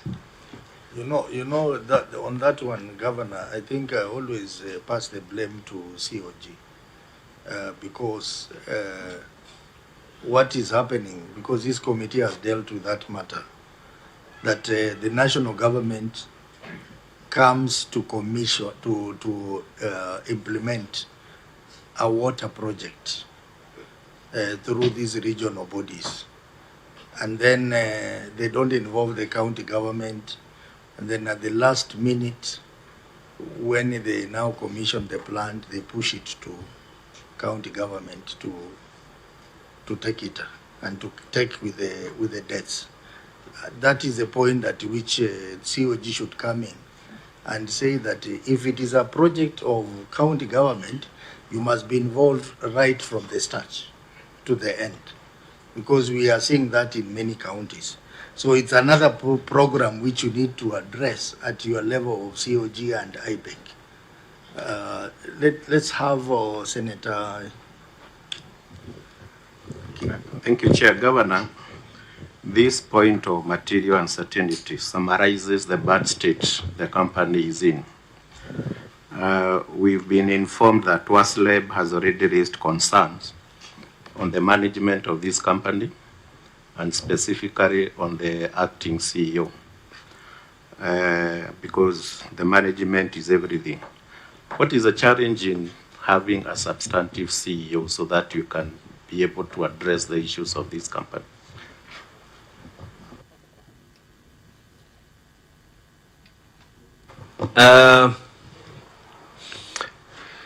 Chair, we did advertise. There was actually 2 advisories that had come in. The first advisory that came in from the head of public service indicated that the public service board is the only entity that is allowed to be able to hire. Then 2, there was another advisory that came in from WASREP. The one for the public service board was also, it also came with a letter from the head of public service, and there was actually a court ruling that any institute within the county cannot be able to hire unless they get delegated authority from the Mombasa County Public Service Board, and for that matter, any other county wishes to do that, it has to come from its relevant public service board. When we went ahead and advertised for the position of the MD and the directors, not the directors, but the general managers, someone went and took us to court. And when we were taken to court, one of the teams that were actually meant to be part and parcel was WASREP as well. I did a meeting between myself, PS, the CEO of WASREP, the CS, and the whole team from the Ministry of Water. And we eventually agreed that maybe that advisory was for anything else other than water.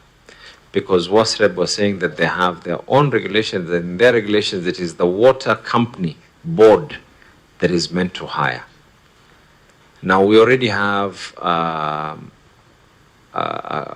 court ruling actually stopping us from employing. And you know, some of these court rulings, the way they are, the court has now insisted that we cannot go ahead and recruit, and we're now waiting.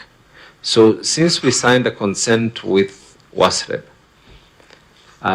we are hoping, I was actually hoping that this should have been done from October last year, Chair. Was it October?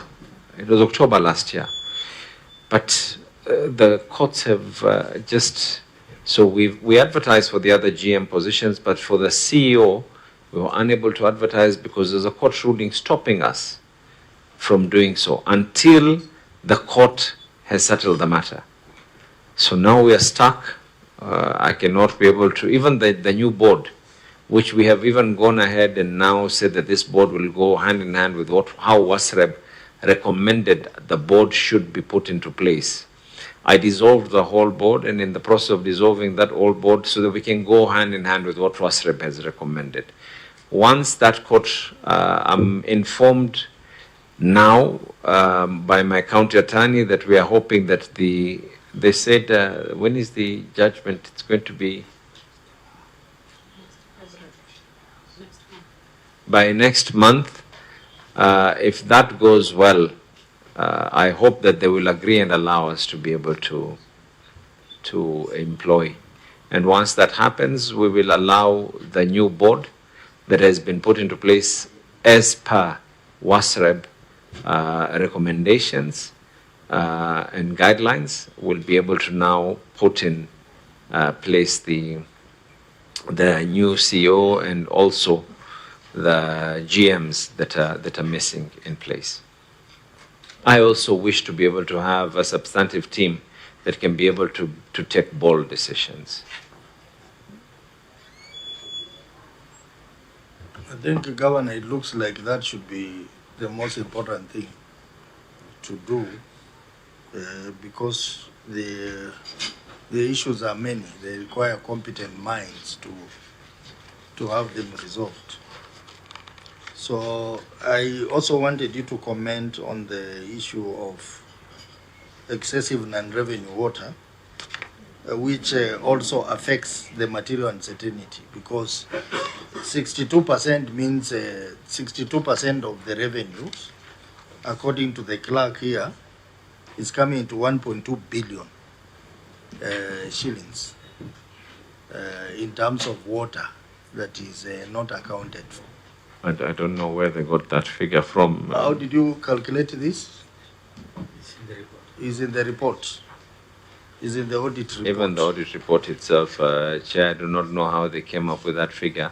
So auditor, maybe you can give but an you see, maybe I just give an overview. You see, when you have non-revenued water of 62%, first of all, it depends on what is the amount of money, what is the amount of water or amount that we pay to host water. As much as the figures might be as high as one of the actions that are also going to be taken, I'm hoping with the new management that is going to be there, will be on ensuring that every single one of these departments will be working on targets. And if the targets are meant to ensure that we don't have non-revenued water by this percentage, within every quarter, what it is that they're meant to be doing, that is one of the strategies that we are putting into place. But without having a proper management team in place, Chair, it's just disastrous. And I have tried to talk to WASREB, we have tried to reach out to the lawyers, and unfortunately the person who ended up taking us to court is not even WASREB, but they took us to court based on WASREB laws, and the person who has taken us to court is an unknown person. You know, one of those things where you don't even know who has taken you to court. So we are exactly that. Yes, as an individual, yes, but to put pinpoint that it is you who has actually taken me to court, and it's a bit disturbing. When now you have a situation where now the court continuously pushes this thing, Chair. It's very, very frustrating. We have done whatever needs to be done. We have abided by the wishes of what WASREB have requested from us. We have said that yes, we are going to change the management based on those particular guidelines. We have said yes, we are going to change the board based on those particular guidelines. But someone has just decided to take us to court.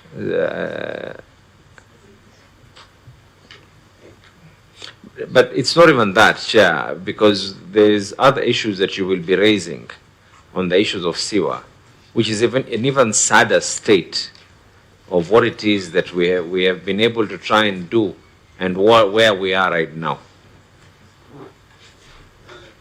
You can see the non-revenue water is shooting up. Last year it was 57, now it's 62. So if these problems are not resolved, it means it will continue going up. That is very true, Chair. Yeah. So any comment from members or any further questions from members before I move to unresolved prior year matters? Senator Faki? Chair, I have two issues. Number one, recently, and I think it was through legislation by the county government, they imposed a charge of 500 shillings for refuse collection on the water bills of the residents of Mombasa. Now that presents two problems. Number one, this service is not being offered by the county. Yeah, most of the people are dealing with their garbage on their own. Number two, according to the WASREP Act, you cannot impose any charge on the tariffs outside the what is approved by the WASREP. That is the law. You cannot put any charge. Chair, maybe I clarify on that. I have not finished. Oh, sorry. Finish. So that presents two issues. Number one is that this is an illegal charge. Although maybe passed by the assembly and now it's a law, but it cannot be put on the water bills. Because water bills are supposed to stand alone and approved by WASREP. Supposed to be based on the tariff. Yes, based on the tariff. Number two, it subjects the resident to discrimination. Because if I don't have a water account, it means I cannot be charged. And this is an emerging issue we need to address. The other issue is to do with sewage. Mombasa has a problem of sewage at the moment. And the MOWASCO is not able to deal with the issue wholesomely. However, the county still approves and issues occupation permits for buildings that do not comply with the, what we call their own construction. For instance, if a developer says, I will dispose my sewage through a biodigester, yeah, the county doesn't confirm whether there exists a biodigester or not before you issue an occupation permit. So in the end, they end up maybe charging people who are connecting, they are doing what they call illegal sewer connections, but at the same time, those who are supposed to be held responsible, the developers, are left off the hook. Thank you, Chair. Yes, Governor, you can respond to that.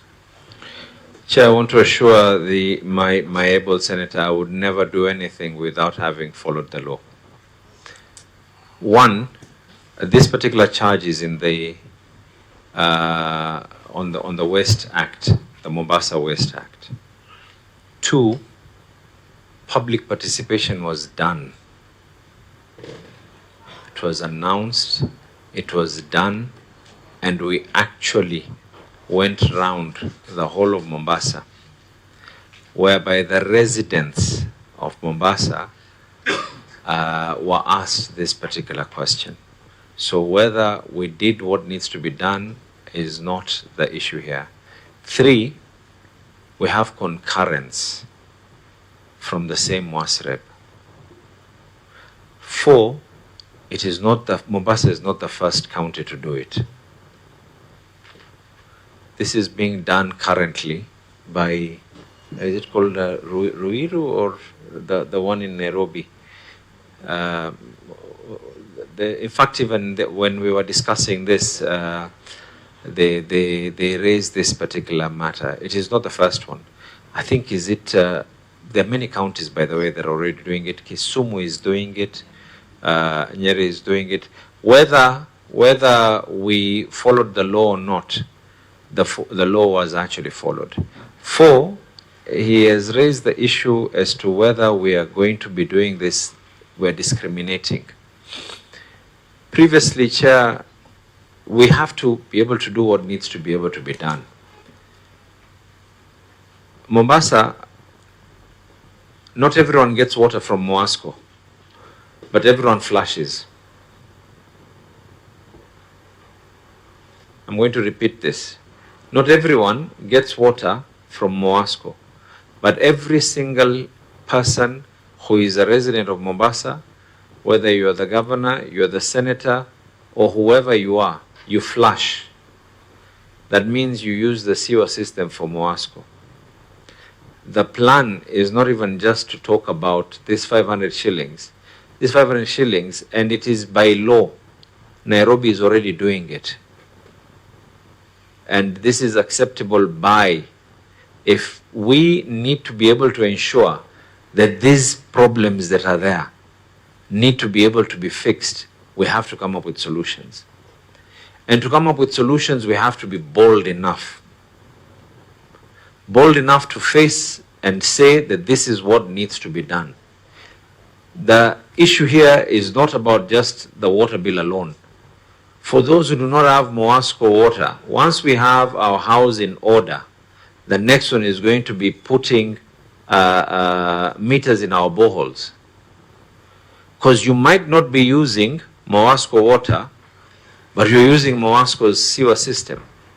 And this 500 shillings, we are actually going to coagulate it to become, so that in the interest that we do not hurt the people of Mombasa, it will be for both solid waste, and we will try and average it out legally to work on solid waste and liquid waste as well. So I want to assure, and if the committee wishes, we can be able to provide those necessary approvals that were done. If the committee wishes, we can be able to provide the public participation reports that were done. If the committee wishes, we can be able to provide incidents where this is happening in other parts of this country. Two, is the senator right that what was happening is people are given occupation licenses? He's very right. Occupation licenses that were being issued out from when I was in high school. People, every single person, no one did the right thing. Every single person was either connecting on stormwater, and if you're not connecting on stormwater, you're connecting direct into the ocean. A classic example is where the senator usually passes whenever he goes to pray near the ocean in Chuda. Every single person went and connected. I had two options as the governor of Mombasa. One of the options was to issue a demolition order against the whole of Chuda. And by the way, legally, there was nothing that was going to stop me. But then I had to look at it. The people of that area, they've bought that house. Someone bought a flat from another person, who bought it from another person, who bought it from another person, and they've had several buyers. So the thing that we wanted to do, first of all, to fix that problem that the senator was raising on the occupation license, we have now made everything digital.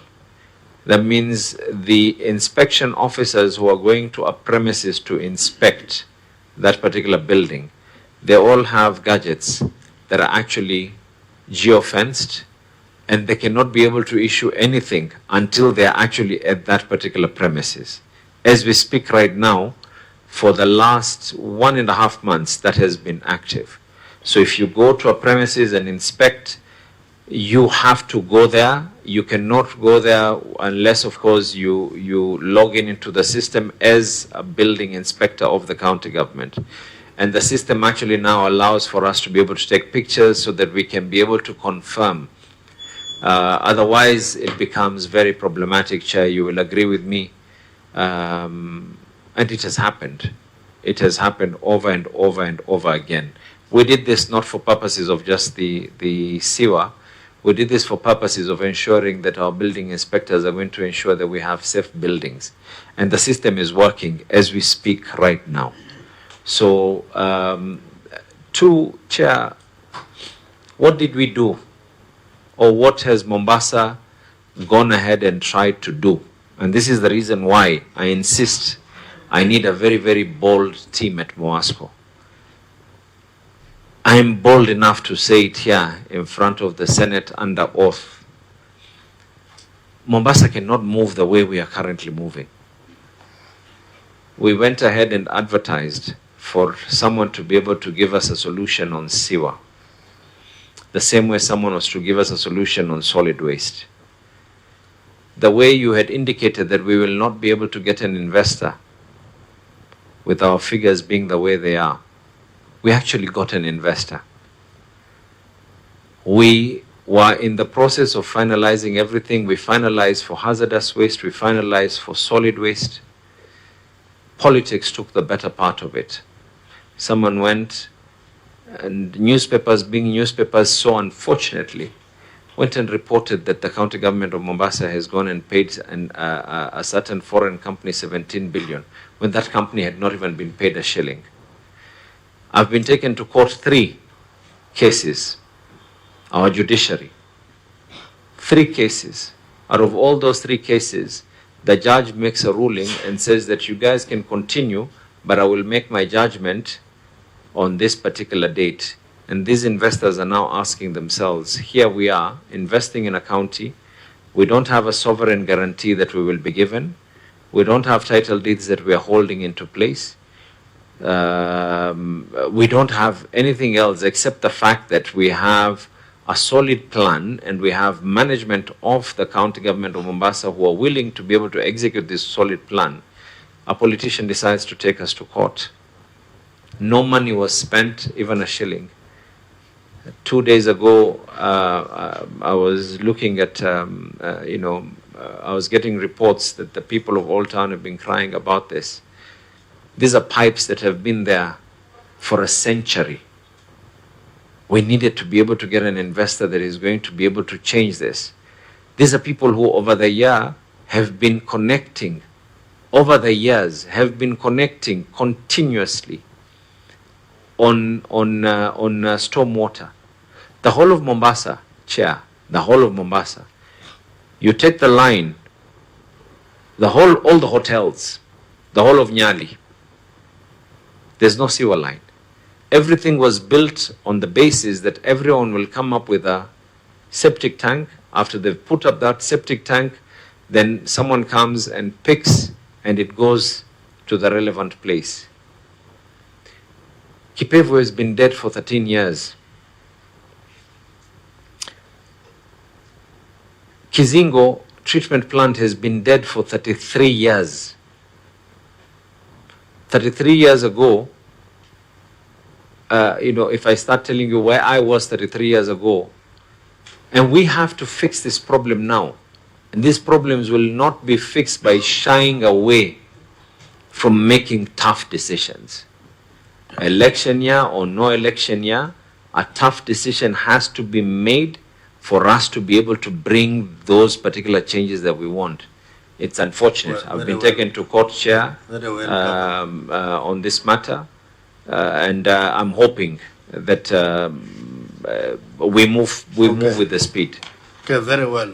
I know time is not on our side. We are. If you could supply the approval from Wasre. Yes, I will do that. You yes. Need to supply us with the documents. I will do that, Chair. I will do that. And also, the charges. You also need to indicate, apart from the law that you have outlined, how that also affected the tariff structure. It did not. Chair, maybe I make this very clear. Today, KPA is collecting our parking fees. If KPA came up with the kind of thinking that is being proposed, that actually it was a tariff, today we would not be having those parking fees being collected by KPA. KPA was only a collecting agent. The same way Moasco is merely a collecting agent. In fact, my thinking, first of all, was not even for us to use KPA. This country needs to go into the directions of other countries in the world. If we truly want to move, we cannot be able to sit down and be, thinking otherwise. One of the things that I wanted to do was to actually have a collection using power meters. It is doable in other parts of the world. Fine, Governor. I will provide that, Chair. So how much time do you need to provide that? Chair, about 7 days I'll be able to provide you everything to you. The clerk, you need to note that. 7 days, the documentation on those charges.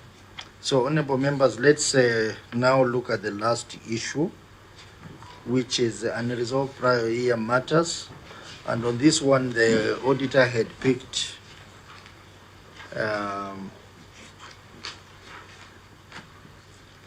there was the issue of direct discharge of raw sewer to Indian Ocean and the issue of stalled project, Kipevu West Water Treatment Plant. Governor, you are aware that this committee visited the site and some promises were made to us about the completion of this project by December, was it December 2024? So maybe you can tell us more about it. Chair, I would have really hoped, like I said, I would have really hoped if we had the proper management to be around, but considering that the one who is dealing with the contractors on this particular one on a day-to-day, and she has been going to the meetings with the World Bank as well, maybe I'll allow Habiba just to be able to give us an indication as to where we have reached on that particular contract. I think, Chair, you're referring to the one for Kipevu, isn't it? Yes, Kipevu Water Treatment Plant, and also the progress towards dealing with the matter of direct discharge to Indian Ocean. Okay, thank you, Chair, for that. Thank you, Your Excellency. Currently, the works are ongoing for the specific contract. We had received a contract extension for the Kipevu treatment works and also the other projects because there was a component of electromechanical items that were to be brought in from abroad. So we're expected the works to be completed by February of this year for those projects, whereas some projects will be able to be completed by the end of this month. Went to the deadline now for December last year. So through the World Bank missions that have been ongoing, when the team were on site to see the progress of works, there was minimal works that was pending. So that's when we were given an additional extension so that we complete the ongoing works. Honorable members, anyone to chip in? Senator Faki? Chair, it's my concern that, you know, we are building, we are saying that we have a world-class port. The port of Mombasa is a world-class facility. Yeah. But then within that facility, we are discharging raw waste into the sea. It's not a good, it's not what we call a welcome scenario. Because you know, that Kipevu is right at the port, right at the port headquarters. We've been there. Yeah, we have been there. So, and it is taken long because, okay, we can say some time ago that there was a problem of accessing the funds because we had not passed the county additional allocation of revenue. But since we visited the project, we have had two cycles of financial years. Yeah, and up to now that it has not been completed, it really begs some questions. And on top of that, that discharge of raw sewer, now it appears to be the modus operandi in Mombasa, because on the other side of Chuda we have a similar problem. In the old town we have a similar problem of discharge of raw sewer into the ocean, and we eat those fish. We eat the fish that comes from those those places. So it's not a very healthy occurrence for the people of Mombasa.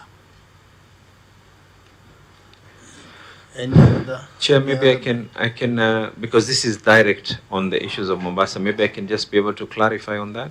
I wanted to combine several issues and then you can respond to them at once. Any other senator? Okay, I think you can proceed. Chair, I want to clarify one thing. I think maybe the art of speaking and the art of explanation is not on everyone's sleeve. But when the team came from the World Bank to actually oversee this, they realized that there was a component called electromagnetic. I'm not a technician, I'm not an electrician, I'm not an engineer. But then actually three, Mowasco, the contractor, and also the World Bank agreed that this component is very vital. That particular component called the electromagnetic, which was not part of the initial contract. After having put everything into places, when they ended up realizing that it is important. With World Bank money, it is important we cannot just make a decision on our own. It has to pass through them. So eventually they did pass the same. And in fact, the contractor was willing to let go of the site without this. But then they said that the whole thing will end up not being proper without that particular one component. And that component is not something that is manufactured locally. It is a component that is imported. And it has to be imported, custom made for a particular sewage plant. So eventually when they agreed is what they are now fixing. But if you look at the place itself, the works have been finished excluding that particular one. I also want to just state, for avoidance of doubt, even if we were to fix Kipevu, again, it has been dead for 13 years. I'm glad that during our time, we're finalizing this. But even if we were to fix Kipevu, it does not mean that we have fixed the sewer problem in Mombasa. If you go to the one in Old Town, has been dead for 33 years. In fact, the current investor that we're hoping is not going to be shied away totally had actually indicated a situation where, because everyone, all the teams, the engineers and all the people that were sent by Moasco directly indicated that they cannot use the same line that is there. It is only these people who came in and said, no, there is a technology that we can use we can be able to revive this particular. But like I said, we have two options. We either lament or we take action. And it is very unfortunate that every time we want to take action, we have always been, someone has gone to court, someone makes this comment. As much as these comments really don't matter, they're neither here nor there, because at the end of the day, what is most important is after you have done the job, then things just come out on their own. But when your hands get tied up now on a legal perspective, it becomes another challenge altogether. Even if we were to fix Kipevu, we will still be on 17,000 cubic meters. The amount of waste that is produced by Mombasa supersedes that. There's a need for us to build a whole fecal treatment plant that is going to handle all the waste, because Mombasa's waste, majority of it is not on the pipe. Chair. We have to fix this problem by investing in a fecal treatment plant, ensuring that all these people, otherwise then the next lot that has to happen is to give a demolition order, which is not the right direction for anyone to go, whether an election year or not an election year. Governor, it looks like you have a lot in your hands. And I'm up to the challenge. To do within a short time. So, any other issue, honorable members? Maybe you need to tell us what are the timelines on this Kipevu project. Well, Kipevu, Chair, the contractor has talked about end of February. Before end of February, they would have been done.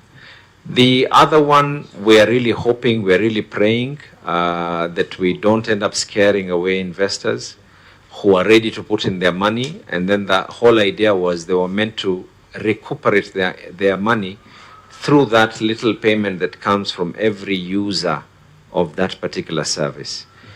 If we decide to put up a whole fecal treatment plant on our own, which will have to cover the area of Chuda, the area of part of Majengo, the whole of Nyali, the whole of Kisauni, all the way Shomoroni, and you go all the way up to Shanzu.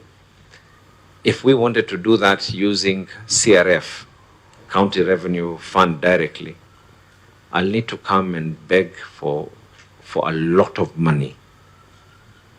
The only way out is to bring an investor on board. We have to think as if there's no box that exists. We cannot even think out of the box. We have to do things differently. Otherwise, we will end up building things every day. We'll have pending bills of billions out there that need to be paid. Okay, I think the committee we will revisit the site Kipevu again in April, and from your explanation, I hope the project would have been complete so that we basically be coming to verify. Maybe we can allow, Chair, we'll invite you for the commissioning of the same. No problem. The committee. You will be there because... Not on your capacity as something else, but as chair of committee. Oh, no, I will come there as the chair of committee.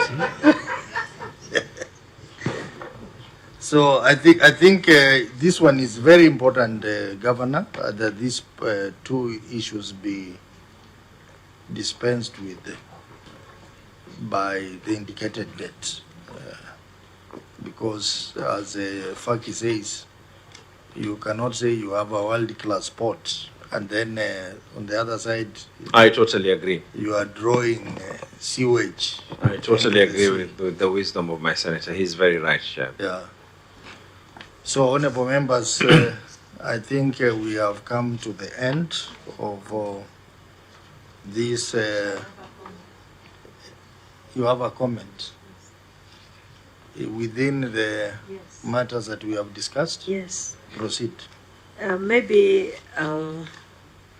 Your Excellency the Governor, even before you get the investors to see what you can do about the direct discharge to the road to the Indian Ocean, maybe the people are constructing buildings, the count can hold them accountable to gather together maybe 4 or 5 people and build a biodigester.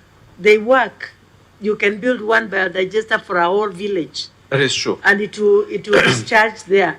And it won't cost more than $1 million or so. Actually, so if that can be done, then discharging the sewer to the sea, that can help before you get the investors that you're looking for. we're actually proposing, Chair, you see that one of the major things that is there, that is why we have to put these borehole meters. A block of apartments does not belong to one. This one person built that 20 years ago, sold it to someone. One apartment a brother inherited, another apartment another brother sold, another apartment a sister decided to give it to her husband, another apartment a child decided to take it over, and so every single building has different ownership. In the process of that now is who do you hold accountable? When we took office, one of the first things that happened, and I think this was actually under the deputy governor, where we had said exactly what you're saying. We went in with a very, very big bang, and we shut down all this. And now these people come and say that I'm a fourth owner. How do I know where this toilet is actually going? So one of the proposals that we have is, because you cannot hold one person responsible for putting that biodigester there, is that we actually allow Moasco to look for a company or companies that can be able to set up these biodigesters. And as they put these biodigesters there, they recuperate their investment through that water discharge that is going to be able to come out. It is a feasible thing, it is acceptable. And by the way, even with the plan that we have, even with that 500 shillings that we are proposing, that we're not proposing, we've enacted into law. Currently, there are already people who are out there, young people who are collecting waste. It was done as a trial. We took quite a number of, and for the areas that we did this, it's actually working, because we're telling the residents, don't pay anyone else. You don't have to pay anyone for the sewer. You don't have to pay anyone for the solid waste collection. We will do it as a county government, as our role, as our mandate. So that is one of the things that we're proposing to do, yes. Okay, so honorable members, we will now end our examination of these audit reports, and we have spoken so much until we are very tired, including the yours truly. So I don't think I will have the luxury to give you a chance to make your final comments. Thank you, Chair. I will adjourn the meeting until tomorrow at 9. So that I allow you to go and rest, and I allow the county government of Mombasa to travel back home. So I wish you safe journey home, Governor. Chair, I want to congratulate the Senate. You are truly doing marvelous when it comes to the constitutional and the legal obligations of ensuring that all accounts are actually up to date. You are moving faster than your brothers and sisters on the other house, where I was before. I'm not saying that one is better than the other, but I'm just saying that based on everything else, it is our hope that the National Assembly as well will be able to move with the same speed, so that equitable share, when it is being calculated, it is going to be calculated on the current figures. But I want to congratulate the Senate and to congratulate all of you. Thank you very much. Thank you very much. We adjourn until tomorrow morning, 9.